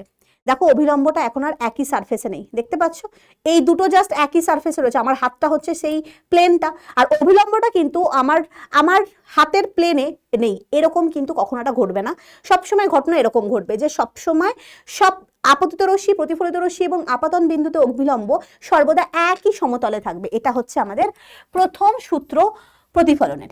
দ্বিতীয় সূত্র কি বলা হয়? দ্বিতীয় সূত্রে বলা হয় যে আপাতন কোণ, আপাতন কোণের মান এবং প্রতিফলন কোণের মান অলওয়েজ সমান হবে। ঠিক আছে, আপাতন কোণ এবং প্রতিফলন কোণের মান অলওয়েজ সমান হবে। ধরো আপাতন কোণ মানে কি, অভিলম্বের সাথে আপতিত রশ্মি যে অ্যাঙ্গেল করছে সেই কোণটা, আর অভিলম্বের সাথে প্রতিফলিত রশ্মি যে অ্যাঙ্গেলটা করছে সেই কোণের মানটা অলওয়েজ ইকুয়াল হবে। এই দুটো সূত্রের ওপরই কিন্তু পুরো প্রতিফলনটা দাঁড়িয়ে রয়েছে। সর্বদা কিন্তু প্রতিফলন এই দুটো সূত্রকে মেনে চলে। হতে পারে ধরো এটা 60 ডিগ্রি অ্যাঙ্গেলে পড়ছে, এটা যদি 60 ডিগ্রি অ্যাঙ্গেলে পড়ে সারফেসের সাথে, ও যখন বেরিয়ে যাবে তখনও কিন্তু 60 ডিগ্রি অ্যাঙ্গেল করেই বেরোবে। ক্লিয়ার, বুঝতে পেরেছো? তাহলে এইটাকে বলা হয় প্রতিফলনের দ্বিতীয় সূত্র। এই দেখো এখানে আমি ছবিটা দেখিয়েছি যে এই যে এটা হচ্ছে সারফেস বা এটা হচ্ছে প্লেন, এই পুরো বোর্ডটা হচ্ছে সমতল, আপতিত রশ্মি, প্রতিফলিত রশ্মি এবং অভিলম্ব সবাই একই সমতলে আছে। কখনো কিন্তু হবে না যে আপতিত রশ্মি আসছে এরকম ভাবে, এরকম আসছে, প্রতিফলিত রশ্মি এরকম বেরিয়ে যাচ্ছে, বা এরকম ধরো আপতিত রশ্মি আসছে আর প্রতিফলিত রশ্মি এরকম ভাবে বেরিয়ে যাচ্ছে, মানে বোর্ড থেকে বাইরে। এইরকম কন্ডিশন কখনো কিন্তু ঘটা পসিবল না। পুরো জিনিসটা একটাই সমতলের মধ্যে অলওয়েজ বিলং করবে। ওকে, আর এই দুটো কোণের মান অলওয়েজ ইকুয়াল হবে। ওকে, তাহলে এখান থেকে আমরা কিন্তু চ্যুতি কোণের রাশিমালা নির্ণয় করতে পারি। কি করে চলো দেখে নি। ধরো এরকম আমি ছবিটা আঁকলাম,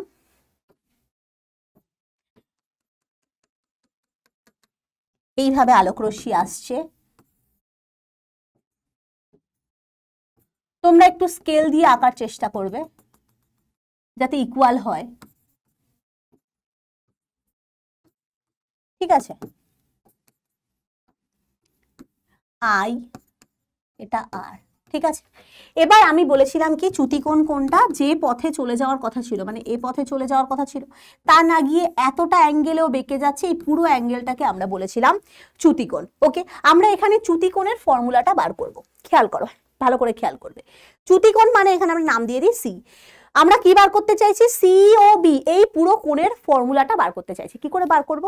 আমরা অ্যাঙ্গেল সিওবি এর মানটা বার করতে চাইছি। কি করে বার করব? খেয়াল করো, এই পুরো অ্যাঙ্গেলটা, এই যে পুরো যদি অ্যাঙ্গেলটা আমি খেয়াল করি, এই পুরো অ্যাঙ্গেলটা একটা সরল কোণ না? সরল কোণ মানে 180 ডিগ্রি, এগুলো সব অঙ্কে পড়েছো। আমি যদি অ্যাঙ্গেল এওসি থেকে আমি কোনটুকু বার করতে চাইছি? এইটুকু, শুধু এই পোর্শনটাকে বার করতে চাইছি, এই পোর্শনটাকে আমি বার করতে চাইছি। তার মানে আমি কি করব? পুরো সরল কোণটা থেকে যদি আমি এই পোর্শনটাকে বাদ দিয়ে দিই, এইটুকু পোর্শনকে বাদ দিয়ে দিই, অর্থাৎ পুরো সরল কোণ মানে এওসি থেকে আমি যদি অ্যাঙ্গেল এ ও বি এইটাকে বাদ দিয়ে দিই, তাহলে সিওবি কে পাওয়া যাবে। ঠিক আছে, মানে এইটুকু অ্যাঙ্গেলকে পাওয়া যাবে, এইটুকুই আমি বার করতে চাইছি। তাহলে সিওবি কে অ্যাঙ্গেল ডেল্টা দিয়ে লিখি। এওসি মানে 180 ডিগ্রি, তাই তো? এওবি মানে এই পুরো অ্যাঙ্গেলটা, এই পুরো অ্যাঙ্গেলের মধ্যে কোনটা কোনটা পড়ছে? পড়ছে angle A O N plus angle B O N, এই দুটো পড়ছে না? অর্থাৎ এই পুরো অ্যাঙ্গেলটা দুটো অ্যাঙ্গেলের সমষ্টির সমান। তাহলে আমি এই দুটোকে, এ ও বি কে দুটো অ্যাঙ্গেলের সমষ্টি করে লিখতে পারি। আর আমি এখান থেকে কি লিখবো? 180 মাইনাস, তাহলে কি লিখবো? আই প্লাস আর। এটা একটা ফর্মুলা আসছে আমাদের। আর আমরা কি জানি? আই আর আর এর মান তো সমান, যেহেতু আমরা প্রতিফলনের সূত্র থেকে জানি angle I equals to angle R. তাহলে এখান থেকে আমি যদি ফর্মুলাতে লিখি যে delta equals to 180 minus I plus I, আর আর এর জায়গায় জাস্ট আই লিখেছি, কারণটা কি? যেহেতু I is equals to R, যেহেতু I is equals to R, তাহলে এখান থেকে আমাদের ডেল্টার ফর্মুলা হয়ে যায় 180 মাইনাস 2i। এটাই হচ্ছে আমাদের ফর্মুলা, বা তোমাদের ফর্মুলাটা এইভাবেও লিখতে পারো 180 মাইনাস 2 ইন্টু প্রতিফলন কোণ। এটাও একটা ফর্মুলা হতে পারে, এটাও একটা ফর্মুলা হতে পারে। আর এটাকে কিন্তু আমরা গ্রিক লেটার, এটার উচ্চারণটা হচ্ছে ডেল্টা, আর এটাকে আমরা চ্যুতিকোণ বলে থাকি। ক্লিয়ার? বোঝা গেছে? তাহলে তাহলে চ্যুতিকোণের ফর্মুলা আমরা কি পেলাম? 180 ডিগ্রি মাইনাস 2 ইন্টু আপাতন কোণ, বা 180 ডিগ্রি মাইনাস 2 ইন্টু প্রতিফলন কোণ। এই দুটো ফর্মুলা দিয়ে কিন্তু আমরা ইজিলি সমতল দর্পণে আলোর চ্যুতিকোণের রাশিমালা নির্ণয় করতে পারি। তাহলে হেডিং কি দেবো? এটা সমতল দর্পণে আলোর চ্যুতিকোণ মান নির্ণয়। কি উরি বাবারে, পেনও বলছে আর হাতে থাকবে না। ঠিক আছে, আচ্ছা এবারে আমরা প্রতিবিম্ব সম্পর্কে জানবো। এতক্ষণ তো প্রচুর প্রতিফলন করলেন, এবার আমরা কিন্তু প্রতিফলন বা প্রতিসরণ তো আমরা নেক্সট দিন শিখবো। প্রতিফলন বা প্রতিসরণের দ্বারা যে প্রতিবিম্ব সৃষ্টি হয়, জানো, দেখতে পাও যে আয়নার সামনে আমরা প্রতিবিম্ব দেখতে পাই, বা এই যে সিনেমার পর্দায় আমরা সিনেমা দেখি, এটাও কিন্তু একটা টাইপের প্রতিবিম্ব। সিনেমার পর্দা, থিয়েটারে বা সিনেমায় গেলে আমরা সামনে দেখবে একটা সাদা পর্দা টানানো থাকে, আর এটা প্রজেক্টরের সাহায্যে সেখানে আলো ফেলা হয়, এবং সেখানে আমরা বিভিন্ন দেখি যে দেব দৌড়ে আসছে, ঠিক আছে, হিরোইন নাচছে। তো তার মানে কি? সেখানে আমরা প্রতিবিম্ব দেখতে পাই মেনলি। তাহলে এই প্রতিবিম্বটা কিরকম টাইপের প্রতিবিম্ব বা কিভাবে প্রতিবিম্ব সৃষ্টি হয়, চলো একবার দেখে নিই। দু রকমের প্রতিবিম্ব হয়, একটা হচ্ছে সদ্বিম্ব, একটা অসদ্বিম্ব। কিন্তু প্রতিবিম্ব সৃষ্টি হয় কি করে? ধরে রাখো, ধর এরকম একটা গোলীয় দর্পণ রয়েছে, ঠিক আছে, এরকম একটা গোলীয় দর্পণ রয়েছে। এই গোলীয় দর্পণটাকে বলা হয়, এটাকে বলা হয় অবতল দর্পণ। যেরকম আমাদের সমতল দর্পণ সোজা হয়, সেরকম কিন্তু অবতল দর্পণও হয়। তো অবতল দর্পণের ওপর ধরো এরকম আলোক রশ্মি এসে পড়ছে, এদিক থেকে একটা আলোক রশ্মি এসে পড়লো, এদিক থেকে একটা আলোক রশ্মি এসে পড়লো। হতেই পারে এরকম ভাবে আলোক রশ্মি এসে ধাপ করে ধাক্কা খেলো। ধাক্কা খাওয়ার পর কি হবে? এই ফিরে যাবে, আবার দিক পরিবর্তন করে ফিরে যাবে। তো আমরা কি জানি? অলওয়েজ জানি যে আপাতন কোণ আর প্রতিফলন কোণের মান সমান হবে। তাহলে আমরা যদি এখান থেকে দেখি, মানে আলোক রশ্মিটা যখন ফিরে যাচ্ছে তখন এভাবে চলে যাবে, আর এই দিকের আলোক রশ্মিটা যখন ফিরে যাচ্ছে তখন এভাবে চলে যাবে। ভালো করে দুটো রশ্মিগুলোকে খেয়াল করো, এটা আপতিত রশ্মি, এটাও আপতিত রশ্মি। যখন তারা ধাক্কাটাকে ফিরে চলে যাচ্ছে, দুটো প্রতিফলিত রশ্মি একটা জায়গায় বা একটা বিন্দুতে এসে মিলিত হচ্ছে, আমি নাম দিলাম পি বিন্দু। প্রতিফলনের পর প্রতিফলিত রশ্মিগুচ্ছ যে বিন্দুতে মিলিত হয় সেই বিন্দুতে সৃষ্টি হয় প্রতিবিম্বের। এই বিন্দুতে প্রতিবিম্ব সৃষ্টি হচ্ছে কার? কার প্রতিবিম্ব সৃষ্টি হয়েছে? যেই বস্তু থেকে আলো এসে পড়ছে দর্পণে। কি বললাম বুঝতে পেরেছো? যে বস্তুটা থেকে আলো এসে পড়ছে সেই বিন্দু, সেখান থেকে সেটা আবার আলো এসে দর্পণের উপর এসে পড়লো, দর্পণের উপর এসে পড়ে সেটা প্রতিফলিত হয়ে গিয়ে একটা বিন্দুতে এসে মিলিত হলো, সেই বিন্দুতে সৃষ্টি হয় প্রতিবিম্ব কার? যে বস্তু থেকে আলোটা বেরিয়েছিল। ঠিক আছে, এই যেমন এটা হচ্ছে, এইটা আমি সদ্বিম্বর ছবিটা এঁকেছি। ঠিক আছে, তাহলে প্রতিবিম্ব মানে কি? প্রতিবিম্ব মানে হচ্ছে যেখানে আলোর প্রতিফলন বা প্রতিসরণের পর প্রতিফলিত রশ্মি বা প্রতিসৃত রশ্মি, প্রতিসরণটা আমি এখনো পর্যন্ত দেখাচ্ছি না কারণ আমি জানো না, তোমরা এখনো নেক্সট দিন পড়বে। তো কি বলা হয়েছে, যে কোনো উৎস থেকে আলোক রশ্মি নির্গত হওয়ার পর প্রতিফলন বা প্রতিসরণের পর প্রতিফলিত বা প্রতিসৃত আলোক রশ্মি যে বিন্দুতে মিলিত হয় সেই বিন্দুতে সৃষ্টি হয় হচ্ছে প্রতিবিম্বের। ডেফিনেশন কি বলেছে দেখো, কোনো বিন্দু উৎস থেকে আগত আলোক রশ্মি গুচ্ছ প্রতিফলিত বা প্রতিসৃত দুটোই হতে পারে, প্রতিফলনের ফলেও প্রতিবিম্ব সৃষ্টি হয়, প্রতিসরণের পরেও ফলেও প্রতিবিম্ব সৃষ্টি হয়। প্রতিফলিত বা প্রতিসৃত হওয়ার পর যদি অপর কোনো বিন্দুতে এসে মিলিত হয়, দেখো অপর কোনো বিন্দু মানে এখানে এসে মিলিত হয়েছে, বা অন্য কোনো বিন্দু থেকে আসছে বলে মনে হয়, তবে ওই দ্বিতীয় বিন্দুকে প্রথম বিন্দুর বলা হয় প্রতিবিম্ব। এই যে এই বিন্দুটাকে প্রথম যেখান থেকে আসছে, আমি এটা বিস্তৃত বস্তু থেকে এঁকেছি, ধরো এখান থেকে এত বড় একটা বস্তু রয়েছে যেখান থেকে আলোটা মেনলি এসছে, আমি একটা বিস্তৃত বস্তুর ছবি এঁকেছি। হতে পারে কিন্তু মানে একদম পয়েন্ট সোর্স বা বিন্দু উৎস থেকেও আলোক রশ্মি এরকম ভাবে প্রতিফলিত হয়ে প্রতিবিম্ব সৃষ্টি করতে পারে। যেমন ধরো এরকম একটা সমতল দর্পণ রয়েছে, সমতল দর্পণের এখানে একটা বিন্দু উৎস রাখা আছে, তুমি এখানে দাঁড়িয়ে রয়েছো, ধরে নাও তুমি এখানে দাঁড়িয়ে রয়েছো। ঠিক আছে, তাহলে তোমার এখান থেকে আলো বেরোচ্ছে, এরকম সোজা এসে পড়লো বা এরকম ভাবে এসে পড়লো, সেটা এদিকে প্রতিফলিত হয়ে চলে গেল। ঠিক আছে, এইভাবে দুটো রকমের আলো, একটা হচ্ছে আচ্ছা লম্ব আপাতন ব্যাপারটা বলে দিই, আমরা তো লম্ব প্রতিফলনের কনসেপ্টটা বললাম না। আচ্ছা, এটা হতে পারে আলোক রশ্মি যদি লম্বভাবে প্রতিফলকের উপর এসে পড়ে, ধরো এরকম ভাবে লম্বভাবে এসে পড়ছে, ঠিক আছে, তাহলে যেরকম ভাবে এসে পড়ছে সেরকম ভাবেই বেরিয়ে চলে যায়, এটাকে বলা হয় লম্ব আপাতন।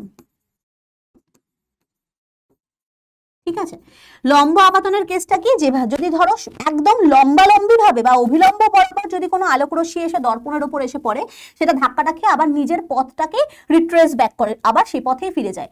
এইখানে আই এর মান কত জানো? 0, এবং আর এর মানও 0, অর্থাৎ অ্যাঙ্গেল আই আপাতন কোণ এবং প্রতিফলন কোণ এক্ষেত্রে 0 ডিগ্রি। তার কারণ কি, আলোক রশ্মিটা তো অভিলম্ব ওপর এসেই পড়েছে, মানে এখানে যেরকম দেখতে পাচ্ছ আলোক রশ্মিটা অভিলম্বের থেকে এই যে 60 ডিগ্রি বা একটা অ্যাঙ্গেল করে আসে পড়ছে, বাট এখানে তো আলোক রশ্মি অভিলম্বের ওপরেই এসে পড়ছে। তাহলে আমরা আপাতন কোণের মান কিভাবে বার করি? অভিলম্ব থেকে আলোক রশ্মি, আপতিত আলোক রশ্মির মধ্যের যে দূরত্ব, তাই এখানে তো অভিলম্বের ওপরেই এসে পড়ছে, তাই জন্য এখানে কিন্তু 0 ডিগ্রি, আর প্রতিফলন কোণটাও যেহেতু জাস্ট ওই অপোজিট ব্যাক করছে, তাই এটাও কিন্তু 0 ডিগ্রি। ওকে, তাহলে এবার আমরা তাহলে এখানে দেখতে পাচ্ছি এটা ধরো একটা বিন্দু, আমি এ বিন্দু নাম দিই, এ বিন্দু থেকে এটা উৎস, ঠিক আছে, এটা উৎস, এখান থেকে আলো অভিলম্ব বরাবর মানে একদম লম্বালম্বি এসে পড়তে পারে, অথবা এরকম ভাবে আরো এরকম যেতে পারে। ঠিক আছে, আমি আরো আঁকতে পারি যে এরকম ভাবে ধরো আরেকটা রশ্মিও কিন্তু এভাবে এসছে, এইভাবে চলে গেছে। ওকে, এরকম ভাবে চলে যাচ্ছে। এবার আমরা কিন্তু সবসময় খেয়াল রাখবো যাতে এই যে অভিলম্ব থেকে আপাতন কোণ আর প্রতিফলন কোণের মানটা অলওয়েজ সমান হয়। ডায়াগ্রামটা কিন্তু এরকমই আঁকবো যে এই অ্যাঙ্গেলটা যাতে সমান থাকে। ঠিক আছে, দাঁড়াও, এখানে যদি আমার সমান লাগছে না, এই অ্যাঙ্গেলটা যাতে সমান হয়, এই অ্যাঙ্গেলটা যাতে সমান হয়, সবসময় আপাতন কোণ আর প্রতিফলন কোণের মানটাকে সমান হিসাবে চিন্তা করব। ঠিক আছে, এবার আমরা এখানে ভালোভাবে প্রতিফলিত রশ্মিগুলোকে খেয়াল করো, এখানে কটা প্রতিফলিত রশ্মি আছে, এইখান থেকে ধাক্কা খাওয়ার পর ও এরকম ভাবে বেরিয়ে চলে যাবে, এই যে এইভাবে বেরোবে, এরকম ভাবে ধরো বেরোচ্ছে, এখান থেকে একটা বেরোচ্ছে, এখান থেকে একটা বেরোচ্ছে, আমি এরকম কিন্তু অসংখ্য আসছে, অসংখ্য প্রতিফলিত হয়ে যাচ্ছে, আমি 3টে দিয়ে কাজ করছি। তো এখানে 3টে প্রতিফলিত রশ্মি, মানে আসলে সত্যি ভাবে এইভাবে কি কখনো এই জায়গাটায় মিলিত হওয়া পসিবল? তোমরা নিজেরা বলো। এইরকম অবতল দর্পণের ক্ষেত্রে যেরকম আমরা দেখলাম যে আলোক রশ্মি এসছে, প্রতিফলিত হয়ে যাচ্ছে, একটা এরা একে অপরের কাছাকাছি চলে এসছে বা অভিসারী রশ্মিতে পরিণত হয়ে একটা বিন্দুতে এসে মিলিত হয়েছে, তার মানে এটা সত্যি সত্যি মিলিত হয়েছে। এখানে কি হয়েছে, এখানে প্রতিফলিত আলোক রশ্মি, প্রতিফলিত আলোক রশ্মি সত্যি মিলিত হয়েছে, ঠিক আছে। সত্যি মিলনের ফলে এখানে সৃষ্টি হয়েছে একটা প্রতিবিম্ব। আর এখানে দেখো এই রশ্মিগুলো তো দূরে চলে যাচ্ছে, এরা কি কখনো সত্যি সত্যি মিলিত হতে পারে? কখনো পারে না। তা এদেরকে মিলিত করার জন্য আমরা কি টেকনিক ইউজ করব? আমি প্রতিফলিত রশ্মিগুলোকে পেছন দিকে বর্ধিত করে দেব। এই রশ্মিটাকেও পেছন দিকে বর্ধিত করব। এগুলোকে সবসময় তোমরা পেন্সিল দিয়ে আঁকবে, পেন কখনো ইউজ করবে না। এই পেছন দিকে এই রশ্মিটাকেও বর্ধিত করব। এই রশ্মিটাকে আমরা পেছন দিকে বর্ধিত করব। খেয়াল করো, তিনটে প্রতিফলিত রশ্মিকেই আমরা পেছন দিকে বর্ধিত করেছি, দেখতে পাচ্ছিস এখানে সব আমি ডটেড করে এঁকেছি, কারণ এগুলো তো অরিজিনাল না, তাই জন্য আমি ডটেড করে এখানে রিপ্রেজেন্ট করেছি। তারা ঠিক আছে, আমি এই জিনিসটাকে একটু স্পেসিফিক্যালি আঁকি। এইটাকে আমরা পেছন দিকে এরকম ভাবে বর্ধিত করলাম ডটেড লাইন করে। এই রশ্মিটাকে আমি এরকম পেছন দিকে বর্ধিত করলাম।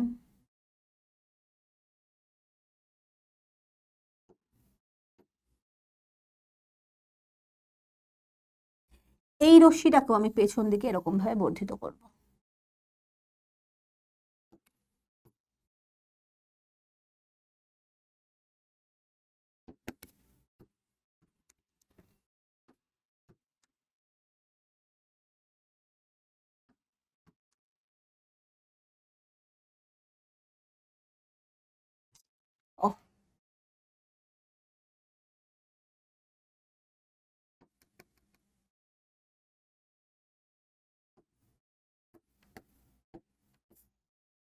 ডিং ডিং ডিং ডিং ডিং ডিং ডিং।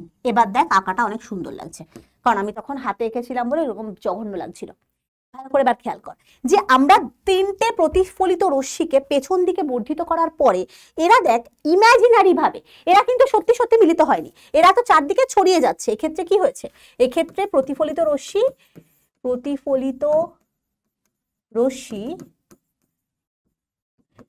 চারদিকে ছড়িয়ে যাচ্ছে,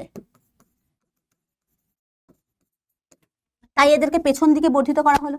তাই পেছনে ইমাজিনারি ভাবে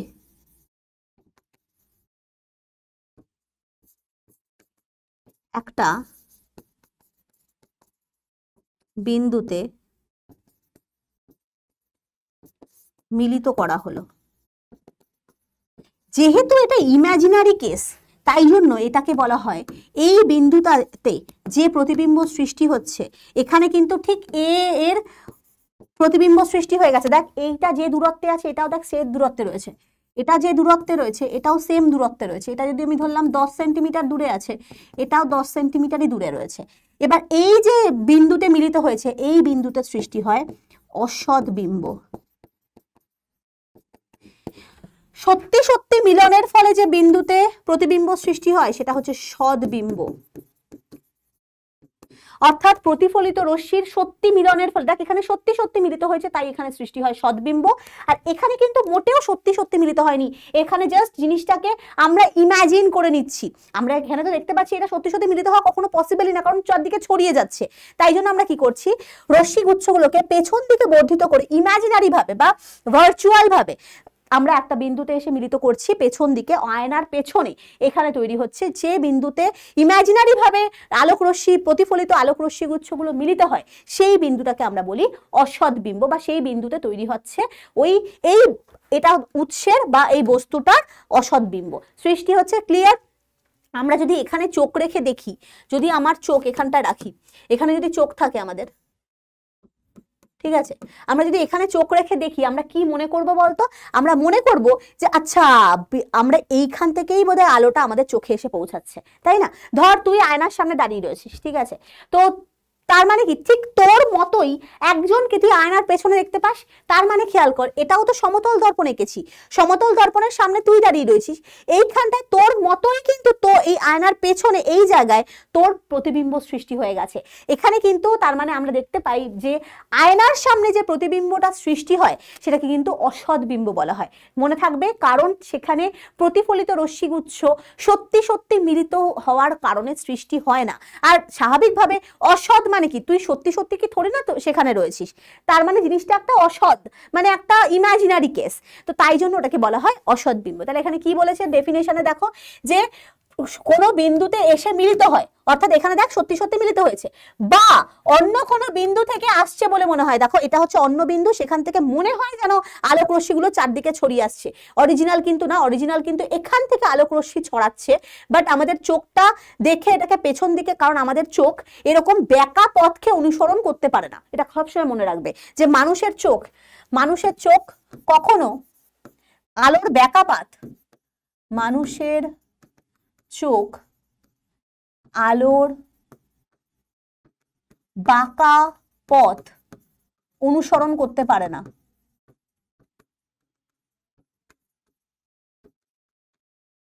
ঠিক আছে, এই যে আলোটা যে এরকম বেঁকে ধাক্কা খেয়ে আমাদের চোখে এসে পৌঁছাচ্ছে, এই বাঁকা পথটা কিন্তু আমাদের চোখটা অনুসরণ করতে পারে না। তো আমাদের চোখ সবসময় সোজা জিনিস দেখতে পায় ভালোভাবে, তো আমরা এই রশ্মিটাকে তখন পেছন দিকে বর্ধিত করে ইমাজিনারি ভাবে মনে করি যে এইখান থেকে বোধহয় আলোক রশ্মিটা বেরোচ্ছে, তাই জন্য এখানে এটাকে বলা হয় অসৎ বিম্ব। তাহলে সৎ আর অসৎ বিম্বের মধ্যে তোদের ডিফারেন্সটা ক্লিয়ার হয়েছে।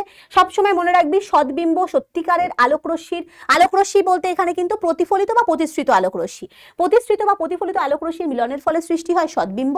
আর অসৎবিম্ব কি করে সৃষ্টি হয়, যে প্রতিফলিত বা প্রতিসৃত রশ্মিগুলোকে পেছন দিকে বর্ধিত করার ফলে ইমাজিনারি ভাবে যদি আমরা চিন্তা করি যে এখানে এসে মিলিত হচ্ছে, তাহলে ইমাজিনারি মানে কল্পনা করি যদি, তাহলে যে বিন্দুতে এসে মিলিত হয় সেখানে তৈরি হয় হচ্ছে অসৎবিম্ব।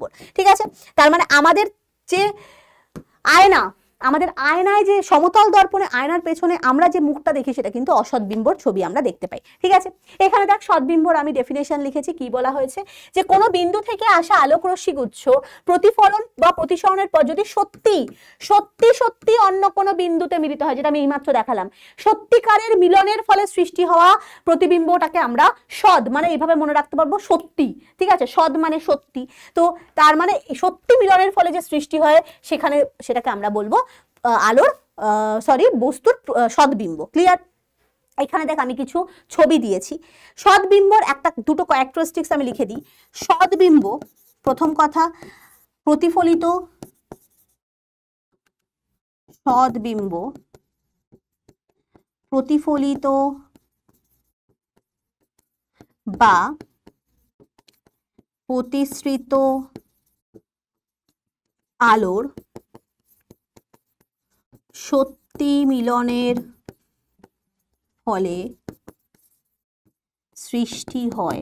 2 নম্বর, সৎবিম্ব অলওয়েজ উল্টো হয়, সৎবিম্ব সর্বদা উল্টো হয়। এখানে তুই একটা ছবি দেখতে পাচ্ছিস, এখানে একটা আয়না রয়েছে, এই আয়নায় দেখ বাড়ির ঘরের প্রতিবিম্বটা উল্টে গেছে, এটা হচ্ছে সৎবিম্ব, কারণ সৎবিম্ব না সবসময় উল্টে দেয়, জিনিসটাকে উল্টে দেয়। খেয়াল কর, এখানে একটা আমি রেখেছি উত্তল লেন্স, তারপরে তোর অবতল দর্পণ এবং উত্তল লেন্স এবং অবতল দর্পণ, এরা কিন্তু সৎবিম্ব তৈরি করতে পারে। সমতল দর্পণ কখনো সৎবিম্ব তৈরি করতে পারে না। মনে রাখবে যে সমতল দর্পণ কখনো সৎবিম্ব তৈরি করে না। সমতল দর্পণে সৎবিম্ব তৈরি হয় না। তাহলে কোথায় তৈরি হয়? অবতল দর্পণ আর উত্তল লেন্স কিন্তু সৎবিম্ব তৈরি করে, সৎবিম্ব তৈরি করে। দূর জায়গায় তো নাই মাথা। অবতল দর্পণের কেসটা তো আমি অলরেডি এখানে ছবি দিয়ে দেখিয়েছি, দেখ এটা হচ্ছে অবতল দর্পণের কেস যেখানে সৎবিম্ব তৈরি হচ্ছে। আর এটা দেখ সমতল দর্পণ যেখানে অসৎ বিম্ব তৈরি হয়েছে, এটা আমি দেখিয়ে দিয়েছি। আর এখানে আমি ছবিতে দেখাচ্ছি, তোদের এই ছবিটা সিলেবাসে নেই, বাট আমি তোদের জাস্ট এমনি দেখিয়ে দিচ্ছি। এটা হচ্ছে উত্তল লেন্স। এটা কি লেন্স? উত্তল লেন্স।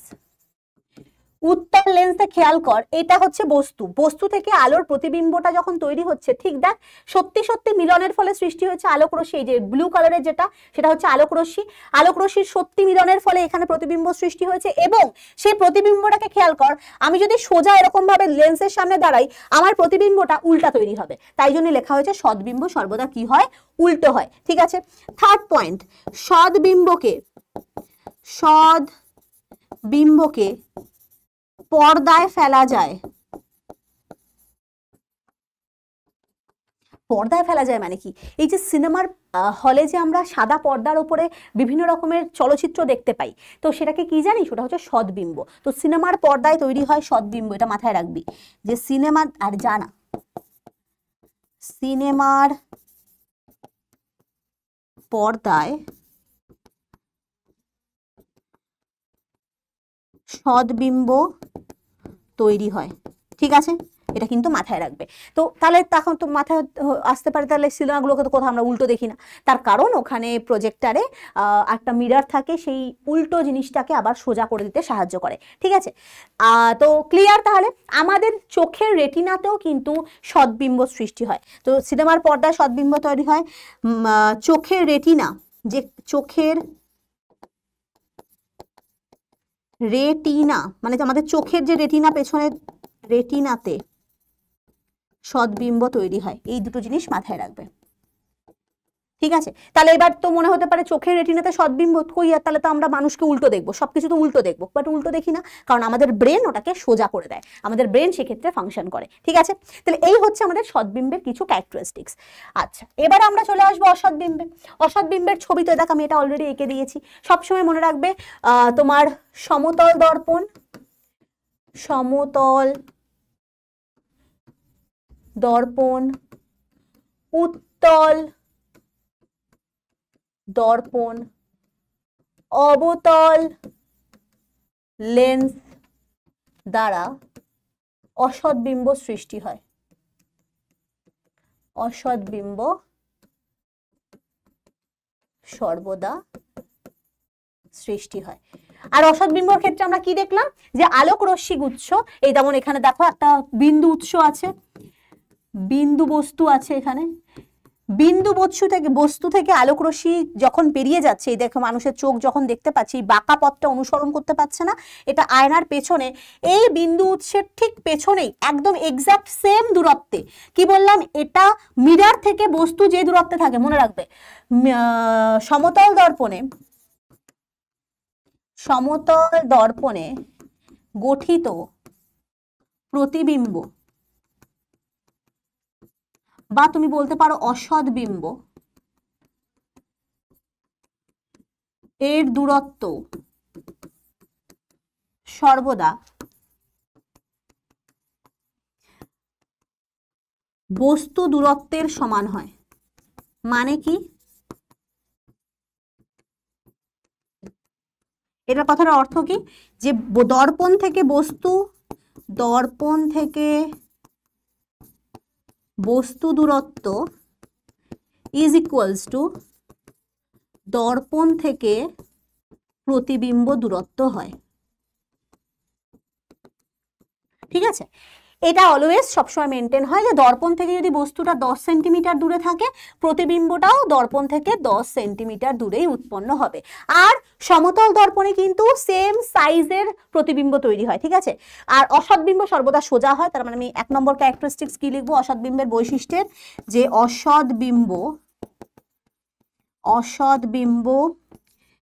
সর্বদা সোজা হয়। সোজা মানে সমশীর্ষ বলা হয় এটাকে, সোজা বা সমশীর্ষ মানে সদ্বিম্ব যে ক্ষেত্রে অবশীর্ষ, উল্টো যে কথাটা লিখেছি না, উল্টো কথাটার বদলে অবশীর্ষ কথাটা আমি লিখে দিতে পারি, উল্টো কথাটাকে অবশীর্ষ বলে। ঠিক আছে, আচ্ছা, কিন্তু অসদ্বিম্ব কিন্তু অলওয়েজ কি হয়, সমশীর্ষ বা সোজা হয়। ঠিক আছে, আর 2 নম্বর কি লিখবো, যে অসৎ বিম্বকে পর্দায় ফেলা যায় না।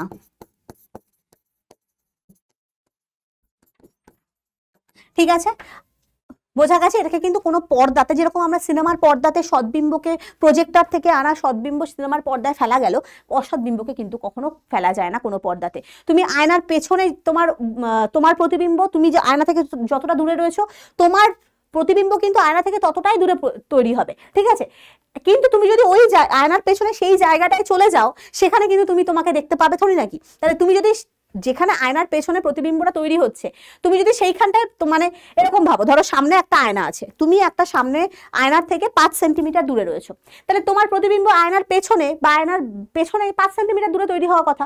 এবার তুমি যদি সেই 5 সেন্টিমিটার দূরে একটা পর্দা ঝুলিয়ে দাও, তাহলে কি থোড়ি না তোমার প্রতিবিম্ব ওখানে দেখতে পাবে? তাই জন্য বলা হয় যে অসৎ বিম্বকে কিন্তু পর্দায় ফেলা যায় না। এটা পুরোটাই একটা ভার্চুয়াল, মানে আয়নার পেছনে জাস্ট একটা ইমাজিনারি ভাবে আলোক রশ্মির মিলনের ফলে বা কাল্পনিক আলোক রশ্মির মিলনের ফলে এটা তৈরি হয়েছে। আশা করি ক্লিয়ার। তাহলে অসৎবিম্ব, এখানে দেখো আমি ছবি দিয়েছি, এই ছবিগুলো কিন্তু ভীষণ ইম্পর্টেন্ট। আমি যখন একেও দিয়েছি কিন্তু অসৎবিম্বের ছবি ইম্পর্টেন্ট। ওকে, সৎবিম্বের ছবিও ইম্পর্টেন্ট। আচ্ছা, তাহলে আমরা সমতল দর্পণে কি কি বৈশিষ্ট্য দেখলাম? প্রথমে হচ্ছে সমতল দর্পণে সর্বদা অসৎবিম্ব সৃষ্টি হয়। অসৎবিম্ব সৃষ্টি হয়। 2 নম্বর কি দেখলাম? বস্তুর উচ্চতা বা size is equals to always প্রতিবিম্বের সাইজ হয়, ইকুয়ালস টু প্রতিবিম্ব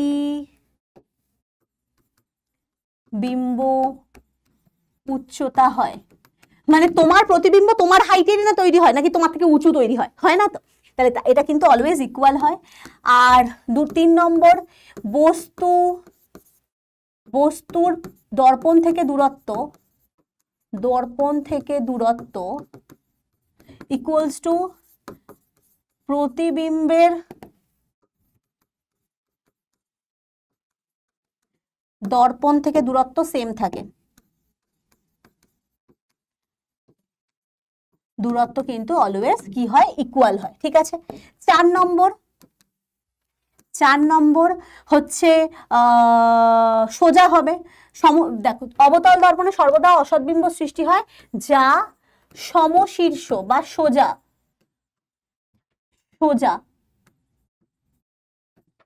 হয়, যা সর্বদা সমশীর্ষ বা সোজা হয়। ঠিক আছে, আর সমতল দর্পণে পার্শ্বীয় পরিবর্তন ঘটে। পার্শ্বীয় পরিবর্তন মানে কি বলতো? তুই সমতল দর্পণের সামনে ডান হাত তুললে তোর প্রতিবিম্ব কি হাত তোলে? বা হাত। অর্থাৎ ডান দিকটা বাম দিক আর বাম দিকটা ডান দিকে এইটা কনভার্ট হয়ে যায়। এটাকে বলা হয় পার্শ্বীয় পরিবর্তন বা ল্যাটারাল ইনভার্সন। ঠিক আছে, মানে তুই যদি সমতল দর্পণের সামনে পি লেটারটাকে লিখিস, ধর পি লিখলি, ঠিক আছে, তা আমরা কি বলেছিলাম? সমতল দর্পণে সর্বদা ইকুয়াল ডিস্টেন্স মেনটেন করে প্রতিবিম্ব সৃষ্টি হয়। তাহলে পি বিন্দুটাকে, পি যে লেটারটাকে ভালো করে খেয়াল কর, এটা হচ্ছে পি লেটার। ঠিক আছে, তাহলে পি এর এই বিন্দুটা, দেখ এই বিন্দুটা কতটা দূরে রয়েছে? এতটা দূরে রয়েছে। তাহলে এই বিন্দুটার যে প্রতিবিম্ব সেম এখানে তৈরি হবে। এই যে বিন্দুটা আছে এটা কতটুকু দূরে রয়েছে? এইটুকু দূরে রয়েছে। তাহলে এটার যে প্রতিবিম্ব তৈরি হবে সেটাও কিন্তু এই সেম দূরত্বে তৈরি হবে। এই বিন্দুটার প্রতিবিম্ব কোথায় তৈরি হবে? এখান থেকে সেম দূরত্বে তৈরি হবে। ঠিক আছে, আবার এই বিন্দুটা এখানে আছে, এটাও এখানে তৈরি হবে। তাহলে খেয়াল কর, আমি যদি এই সবকটা বিন্দুর এখানে আমি এখন জিনিসটা আঁকি, তাহলে এখন দেখতে জিনিসটা কিরকম দেখতে হয়ে যাবে? পিটাকে এখন দর্পণের পেছনে ইমেজটা কিউতে পরিণত হবে। তাই জন্য কি বললাম? ডান দিক বাম দিকে পরিণত হয়, বাম দিক ডান দিকে পরিণত হয়। এটাকে বলা হয় ল্যাটারাল ইনভার্সন। এটা কেন হলো? এই কন্ডিশনটার কারণে হয়েছে যে দর্পণ থেকে বস্তু দূরত্ব এবং প্রতিবিম্বের দূরত্ব সর্বদা ইকুয়াল হয়। তাহলে খেয়াল কর, প্রতিটা বিন্দুকে যদি ইকুয়াল ডিস্টেন্স মেনটেন করে করে তার প্রতিবিম্ব গঠন হতে হয়, তাহলে কিন্তু অলওয়েজ কিরকম প্রতিবিম্ব তৈরি করতে হচ্ছে? এখানে কিন্তু এরকম একটা উল্টো প্রতিবিম্ব তৈরি করতে হচ্ছে। আশা করি বোঝা গেছে। আশা করি বোঝা গেছে, ক্লিয়ার। তাহলে সমতল দর্পণে আমাদের প্রতিবিম্বের বৈশিষ্ট্য ক্লিয়ার হলো। এখানে দেখ আমি সদ্বিম্ব আর অসদ্বিম্বের পার্থক্য লিখে দিয়েছি, যা যা বললাম তাই তাই লেখা আছে। দেখ সদ্বিম্ব তৈরি হয় সত্যি সত্যি প্রতিফলিত এবং প্রতিসৃত রশ্মির মিলনের ফলে, অসদ্বিম্ব সৃষ্টি হয় সত্যি সত্যি মিলনের ফলে না, ইমাজিনারি রশ্মিগুলোর মিলনের ফলে। সদ্বিম্ব অলওয়েজ উল্টো হয়, অসদ্বিম্ব অলওয়েজ সমশীর্ষ বা সোজা হয়। সদ্বিম্বকে পর্দায় ফেলা যায়, অসদ্বিম্বকে পর্দায় ফেলা যায় না। তাহলে এই সমস্ত সদ্বিম্ব তৈরি হয় হচ্ছে উত্তল লেন্স এবং অবতল দর্পণে, অসদ্বিম্ব সৃষ্টি হয় হচ্ছে সমতল দর্পণ, অবতল লেন্স এবং উত্তল দর্পণে। ক্লিয়ার? এগুলো হচ্ছে তোমাদের বিশেষ কিছু ডিফারেন্স, এটা কিন্তু তোমরা নিজেরা পড়ে নিতে পারবে। এবারে সব থেকে ইম্পর্টেন্ট জায়গা হচ্ছে প্রতিবিম্বের সংখ্যা। এখানে আমি একটা ইমেজ তোদেরকে দিয়ে দিয়েছি। কিরকম? দেখ, দুটো মিররকে আমি একটা সার্টেন অ্যাঙ্গেলে রাখবো। ধর এরকম একটা মিরর আছে, ঠিক আছে, এরকম একটা মিরর আর এরকম একটা মিরর, এদের মধ্যে অ্যাঙ্গেল ধর একটা সার্টেন অ্যাঙ্গেলে 30, আমি ধরলাম এটা 60 ডিগ্রি অ্যাঙ্গেলে রাখা হয়েছে, ঠিক আছে।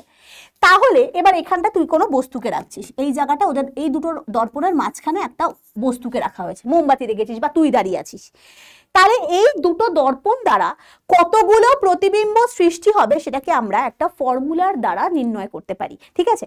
এই দুটো দর্পণেই তো তৈরি হওয়া উচিত, এই দর্পণটা তো প্রতিবিম্ব তৈরি হওয়া উচিত, এই দর্পণটা তো প্রতিবিম্ব তৈরি হওয়া উচিত। তাহলে এরকম কতগুলো প্রতিবিম্ব সৃষ্টি হবে? আমি যদি কোনো দুটো দর্পণকে একটা সার্টেন অ্যাঙ্গেলে প্লেস করি, দুটো দর্পণের মধ্যবর্তী কোণ যদি দেওয়া থাকে তোমাদের, তাহলে টোটাল কতগুলো প্রতিবিম্ব ওই দুটো দর্পণের সৃষ্টি হবে বস্তুর, সেটাকে আমরা একটা ফর্মুলার সাহায্যে নির্ণয় করি। এবং ফর্মুলাটা কি চলো একবার দেখে নিই ঝট করে।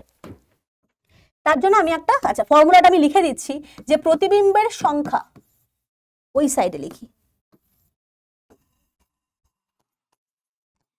প্রতিবিম্বের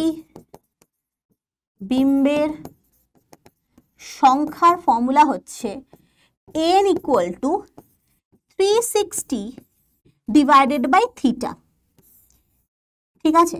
তোমাদের বইতে দেখবে এটা -1 আছে, ঠিক আছে। দাঁড়াও আমি এটা বলছি কি ব্যাপার, কেন -1 হয়, সবসময় -1 হয় না, আমি বলছি। তাহলে আমরা কি বললাম, এখানে থিটা মানে কি, এখানে থিটা বলতে বোঝায় হচ্ছে দর্পণ দুটির মধ্যবর্তী কোণ। দর্পণ দুটির মধ্যবর্তী কোণ যদি থিটা হয়, তাহলে আমাদের প্রতিবিম্বের সংখ্যার ফর্মুলা হচ্ছে 360 ডিভাইডেড বাই থিটা। এবার এটা -1ও হয়, কোন কোন কেসে হয় চলো একবার দেখে নিই।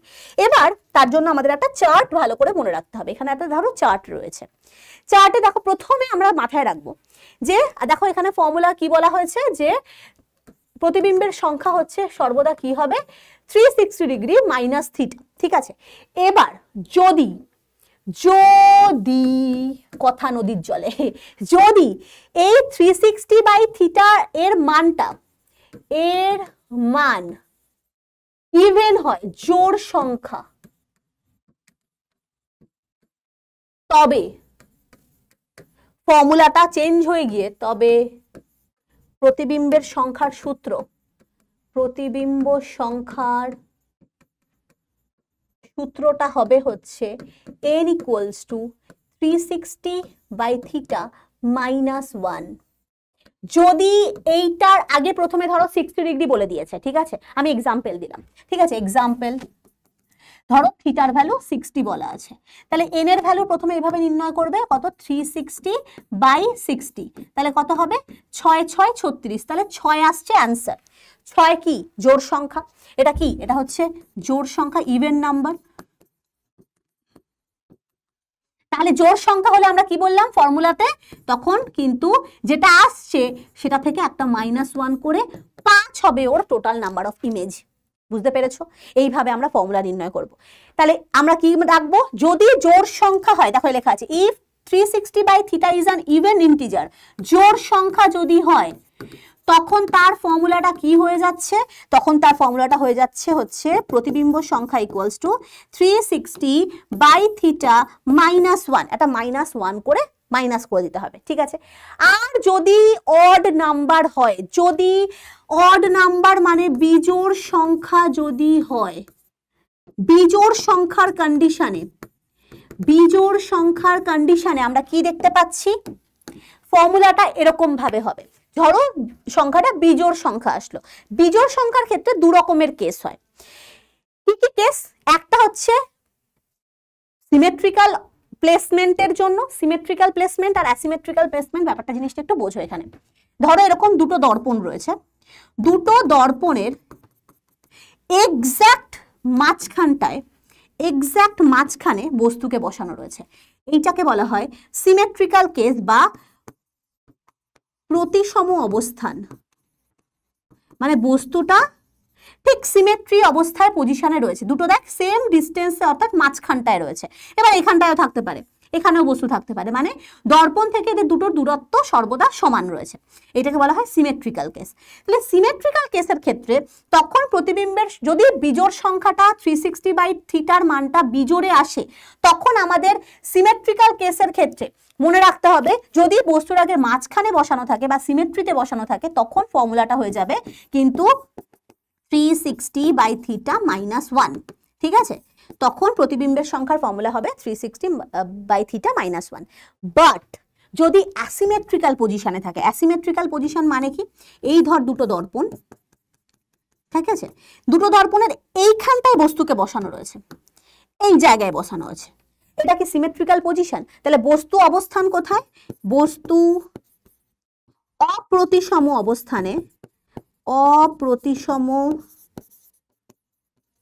অবস্থানে রয়েছে। বস্তু যদি এরকম অ্যাসিমেট্রিক, এখানে বস্তু থাকতে পারে, এরকম একটা জায়গায় বস্তু থাকতে পারে, এরকম একটা জায়গায় বস্তু থাকতে পারে, এগুলো প্রত্যেকটা হচ্ছে অ্যাসিমেট্রিক্যাল কেস। এগুলো কিন্তু দর্পণ থেকে সিমেট্রিতে নেই। সেক্ষেত্রে আমাদের প্রতিবিম্বের সংখ্যার ফর্মুলাটা হয়ে যাবে কিন্তু যেটা 360/θ যেটা আসছিল সেইটাই থেকে যাবে। কি বললাম বুঝতে পেরেছো? কোনো অসুবিধা নেই? তাহলে ক্লিয়ার? এবার একটা কেস দেখাই, একটা এক্সাম্পল দেখাই। ধর তোকে থিটার ভ্যালু বলে দিয়েছে 40 ডিগ্রি, ঠিক আছে। এবার আমাদের জানতে চেয়েছে প্রতিবিম্বের সংখ্যা কত। প্রতিবিম্ব সংখ্যা কত? কি করবি? আমরা প্রতিবিম্বের সংখ্যার ফর্মুলাতে বসাবো 360/40, 4 নং 36, তাহলে 9 আসছে, 9 আসছে অ্যান্সার। এবার এই 9টা কি? 9টা বিজোড় সংখ্যা। জোড় সংখ্যা হলে তো কোনো কোনো গল্পই নাই। যদি জোড় সংখ্যা হয় তাহলে সিমেট্রিক্যাল অ্যাসিমেট্রিক্যাল বোথ কেসে কিন্তু 360/θ - 1 ওটা কিন্তু করতে হবে। কিন্তু বিজোড় সংখ্যার ক্ষেত্রে দুটো কেস করতে হবে। তাহলে যদি বিজোড় সংখ্যা চলে আসে তখন আমরা লিখব সিমেট্রিক পজিশন। সিমেট্রিক পজিশনের জন্য আমরা কি করব? n = 360/θ - 1, তার মানে 9 - 1 = 8 খানা, 8টি। আরেকটা কেস করব অ্যাসিমেট্রিক্যাল কেস, অ্যাসিমেট্রিক্যাল পজিশন। সেটাকে আমরা কি করব? 360/θ মানে 360/40 মানে 9টাই থাকবে সেক্ষেত্রে। আশা করি তোদের কাছে এবার জিনিসটা ক্লিয়ার হয়েছে। যদি জোড় সংখ্যা থাকে, যেমন এটাই আমি বলেছি যে যদি 60 ডিগ্রি থাকে তাহলে জোড় সংখ্যায় অ্যান্সার আসছে, তাহলে জোড় সংখ্যা থাকলে সিমেট্রি অ্যাসিমেট্রি যে কোনোই, প্রতিসম অপ্রতিসম যে কোনো কেসে আমরা -1টাকে করতেই হবে। কিন্তু যদি বিজোড় সংখ্যা থাকে তাহলে আমরা দুটো পোর্শনে আমরা ডিভাইড করে দেবো।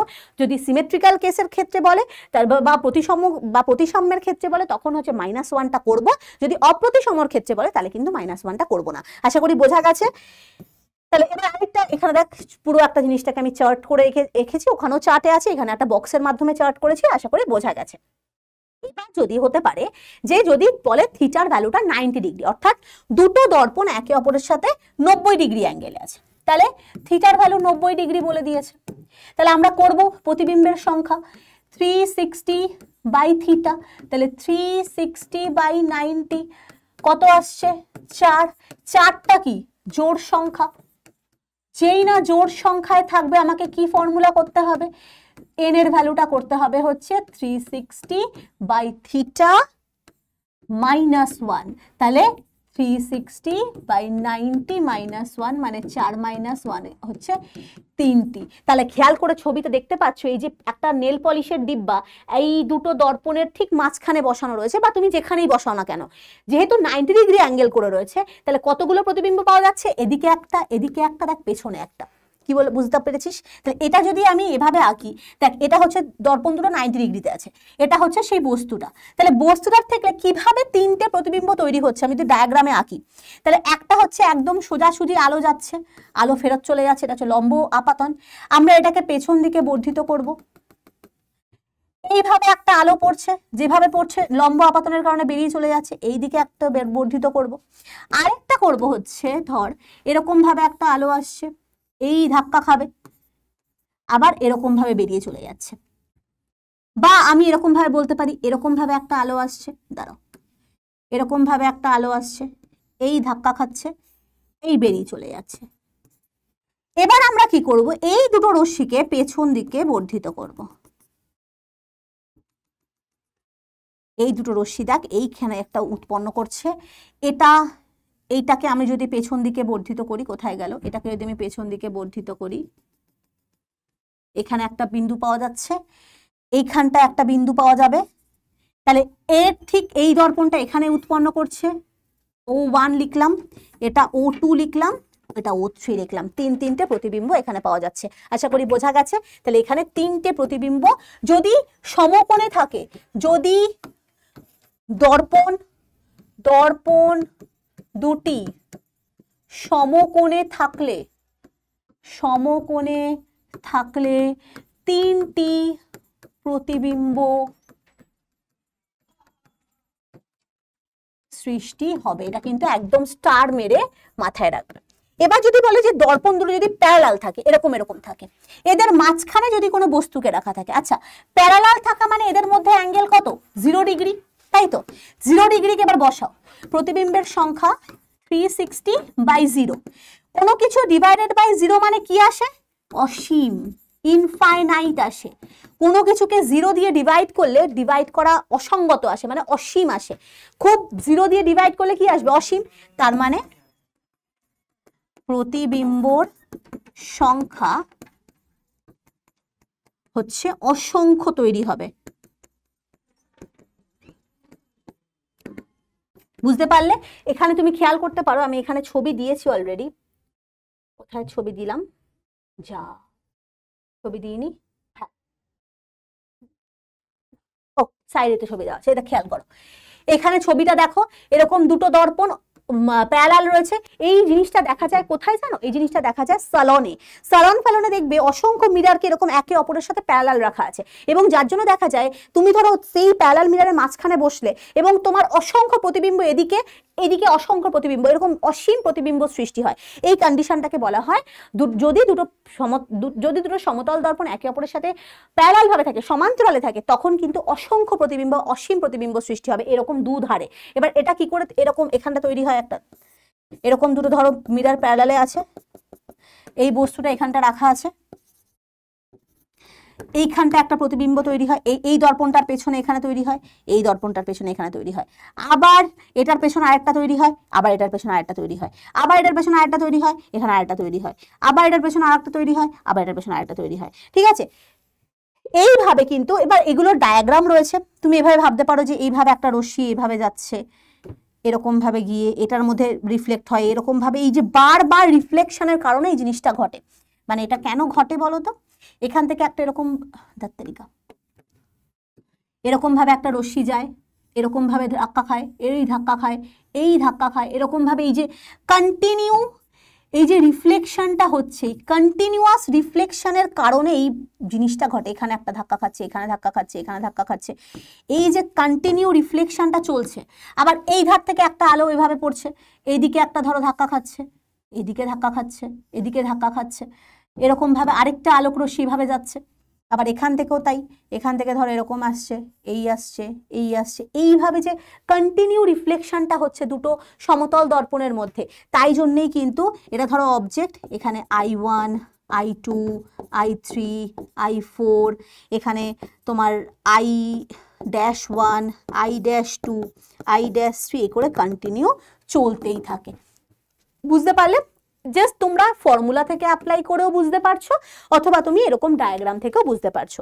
তাহলে আমরা কিন্তু কতগুলো দর্পণের মধ্যে প্রতিবিম্ব তৈরি হয় সেগুলো কিন্তু আমরা ইজিলি বার করতে পারলাম, এবং এখানে আমরা কিন্তু ডায়াগ্রামও দেখতে পাচ্ছি। এটা ডায়াগ্রাম তো আমি অলরেডি করে দিলাম, যে দুটো দর্পণ যদি একে অপরের সাথে 90 ডিগ্রি অ্যাঙ্গেলে থাকে তাহলে তাদের মধ্যে প্রতিবিম্বের সংখ্যা কত হয়? 3টে হয়। কি করে দেখো, এই বস্তুটার এখানে একটা প্রতিবিম্ব তৈরি হচ্ছে নিচে, আর এই দেখো এই সাইডে একটা প্রতিবিম্ব তৈরি হচ্ছে, আর এই বস্তুটার ঠিক দর্পণের পিছনটায় একটা প্রতিবিম্ব তৈরি হচ্ছে। তাহলে এখানে একটা, এখানটায় একটা, এখানটায় একটা, এইখানটা হচ্ছে যাতে এইটার থেকে সেম দূরত্বে তৈরি হয়। দেখো এটার সাথে এটা সেম দূরত্বে তৈরি হয়েছে, এটার সাথেও এটা সেম দূরত্বে তৈরি হচ্ছে, আবার এখানের সাথেও দেখো এটার সাথেও কিন্তু এই ডিস্টেন্সটা সেম দূরত্বে তৈরি হয়েছে। কি বললাম বুঝতে পারছো আশা করি। চলো এবার তোমাদের বইতে একটা ছক রয়েছে, যে এরকম বলা আছে যে দুটি কোণের মধ্যবর্তী যদি 30 ডিগ্রি হয় তাহলে কতগুলো প্রতিবিম্ব তৈরি হবে। তাহলে n = 360/30 কাটো, 3 একে 3, 3 দুগুণে 6, তাহলে 12। 12 কি জোড় সংখ্যা, 12 হচ্ছে জোড় সংখ্যা। জোড় সংখ্যা হলেই আমরা কি বললাম, প্রতিবিম্বের সংখ্যার ফর্মুলাটা হয়ে যাবে -1। তাহলে 12 - 1 মানে 11টা। তাহলে এখানে আমি অ্যান্সার কি লিখবো? 11। নেক্সট বলেছে যদি থিটার ভ্যালুটা 60 ডিগ্রি হয়, এটা অলরেডি আমি করে দিয়েছি, ডান। এটার অ্যান্সার হবে 5। ঠিক আছে, এখানে n এর ভ্যালু 5। নেক্সট বলেছে কি, যদি থিটার ভ্যালু 90 ডিগ্রি হয়, এটাও আমি করে দিয়েছি, যে 360/90, 4 নং 36, এটা ইভেন নাম্বার, তার ফলে আমার কি করতে হবে, 4 - 1 মানে 3। তাহলে 3খানা প্রতিবিম্ব, আমি কিন্তু এটা পুরোটাই করে দিয়েছি। ওকে, চলো নেক্সট এবার আমরা আসবো হচ্ছে লাস্ট একদম topic, that is periscope. Periscope কি হয় জানো? পাশের বাড়িতে ঝগড়া লেগেছে, তোমাদের বাড়ির পাশে উঁচু পাঁচিল তোলা, পাশের বাড়ির ঝগড়াটা তুমি এনজয় করবে কি করে? পেরিস্কোপের সাহায্যে। বাড়িতে একটা পেরিস্কোপ বানিয়ে নেবে। তোমাদের হয়তো স্কুলের প্রজেক্টে পেরিস্কোপ দেয় বা ক্যালাইডোস্কোপ বানাতে দিয়েছে, হয়তো দেবে, হয়তো। তো সেখানে ধরো পেরিস্কোপের সাহায্যে কিন্তু পাশের বাড়ির ঝগড়াকে খুব সুন্দর করে উপভোগ করা যায়। ঠিক আছে, কিভাবে করবে বলো তো? পেরিস্কোপ হচ্ছে এমন একটা যন্ত্র, ধরো এরকম টাইপের দেখতে হয় পেরিস্কোপকে, দেখতে পাচ্ছ? এই যে এরকম উঁচু নলের মতো এরকম টাইপের দেখতে হচ্ছে, এই যে এরকম। কিরকম? এদিকে এরকম একটা ইয়ে থাকে, এখানটা এরকম থাকে, এরকম থাকে, এরকম টাইপের চারদিকে হলা, এরকম টাইপের হচ্ছে তোমার পেরিস্কোপ হয়। ঠিক আছে, এইখানটায় চোখ রাখতে হয়,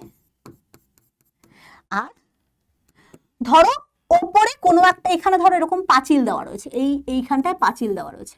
এটা মোটেও পাশের বাড়ির ঝগড়া দেখাতে কাজে লাগে না।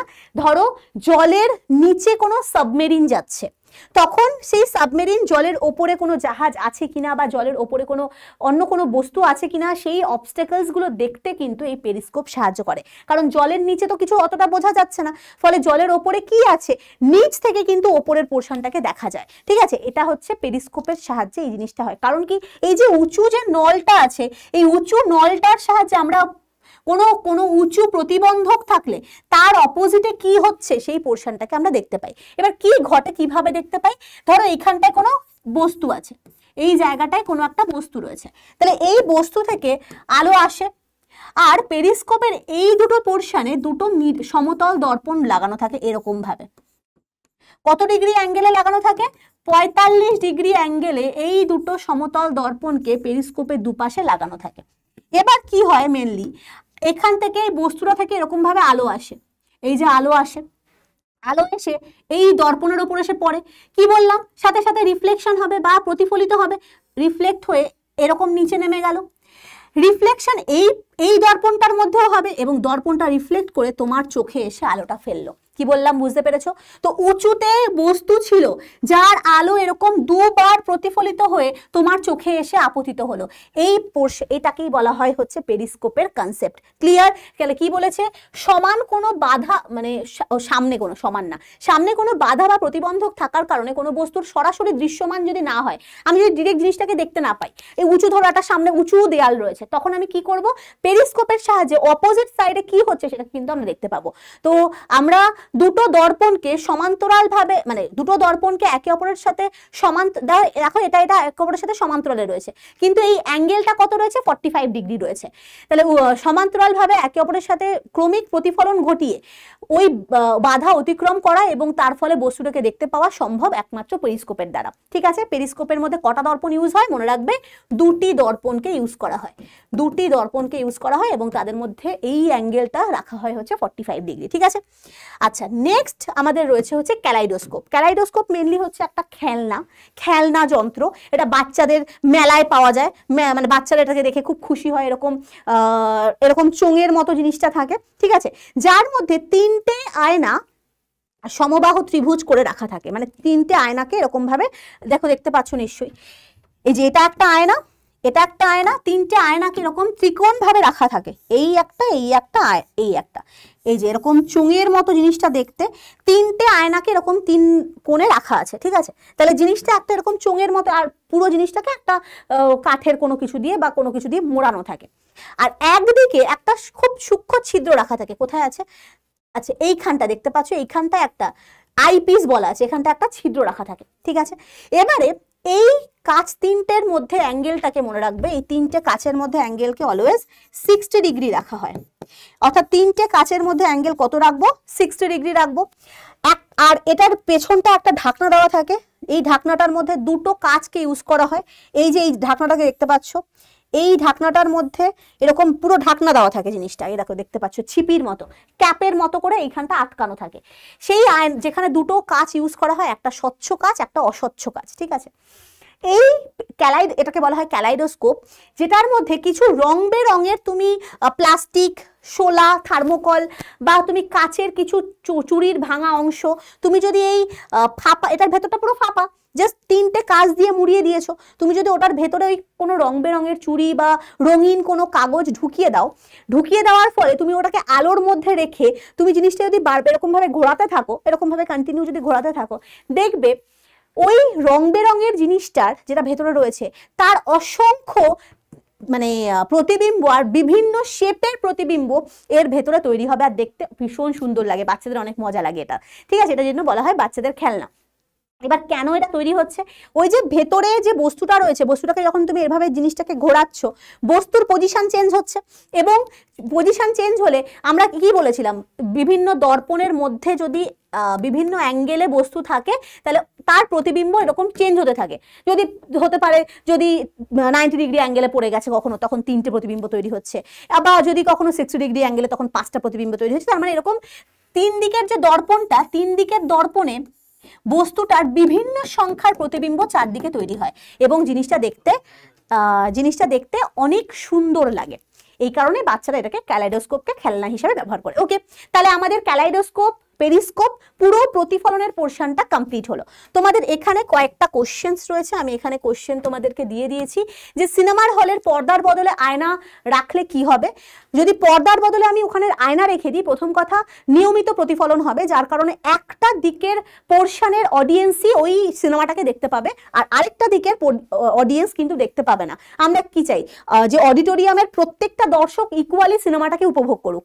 বাট আমি যদি ওখানে দর্পণে রাখি পর্দার বদলে, তাহলে নিয়মিত প্রতিফলনের কারণে একদিকেই প্রতিফলিত রশ্মি আসবে এবং একদিকের অডিয়েন্সই কিন্তু এন্টারটেইন হবে। ওকে, তাই জন্য আমরা কিন্তু পর্দা ইউজ করি।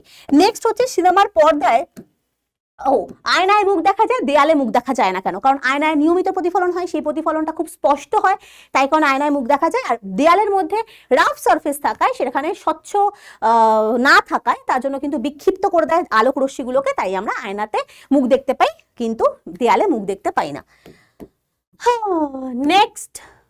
নেক্সট করে দিয়েছি। আর সিনেমার পর্দাকে সাদা এবং অমসৃণ রাখা হয় কেন? সাদা কালার রিফ্লেক্টর হিসাবে কাজ করে, খুব ভালো প্রতিফলন করতে সাহায্য করে সাদা কালার, আর কালো কালার অ্যাবজর্ব করতে সাহায্য করে। ঠিক আছে, যার জন্য বলা হয় যে দুপুরবেলা বা গরমকালে সাদা জিনিস পরে বেরো, যাতে আলোক রশ্মি পড়ার পর ওটাকে রিফ্লেক্ট করে দেয়, তোমার বডিতে যাতে ওটা অ্যাবজর্ব না করে। বাট কালো কালার দুপুরবেলা নিয়ে বেরোবে, খুব রোদগুলোকে অ্যাবজর্ব করে আরো বেশি গরম লাগতে শুরু করে, তাই সাদা রাখা হয় যাতে প্রতিফলনটা খুব ভালো হয়। আর অমসৃণ রাখা হয় যাতে চারদিকে ওই রশ্মিটা স্ক্যাটার করে যায় এবং সমস্ত অডিয়েন্স উপভোগ করতে পারে। বাস এই কটাই তোমাদের ছিল কোশ্চেন। তোমাদের এটা হোমওয়ার্ক দিলাম, এখানে কিছু কোশ্চেন তোমাদের হোমওয়ার্ক দেওয়া থাকবে। তোমরা কিন্তু হোমওয়ার্ক করবে, এখানে যেমন দেখো অ্যাঙ্গেল 72 ডিগ্রি বলে দিয়েছি, তোমাকে বলে দেবে প্রতিবিম্বের সংখ্যা জানতে চেয়েছে। এটা একটা হোমওয়ার্ক যে বস্তু যদি 18 সেন্টিমিটার দূরত্বে থাকে তাহলে প্রতিবিম্ব কত সেন্টিমিটার দূরত্বে তৈরি হবে, এটাও হোমওয়ার্ক থাকবে। আর চলো আজকের মতো ক্লাস এখানে শেষ হলো। নেক্সট ক্লাসে আমরা আলোর প্রতিসরণ সম্পর্কে জানবো এবং অভ্যন্তরীণ পূর্ণ প্রতিফলন, মরীচিকা আর বাস এই জিনিসগুলো নেক্সট দিন আমরা জানবো। আজকের মতো থার্ড সামেটিভের এই পোর্শনটা শেষ হলো। তো তোমরা কিন্তু সেকেন্ড সামেটিভের পড়ার পর কিন্তু থার্ড সামেটিভের এই ভিডিও লেকচারগুলোকে দেখবে। চলো, থ্যাংক ইউ, টাটা অ্যান্ড খুব ভালো থাকো, বেস্ট অফ লাক।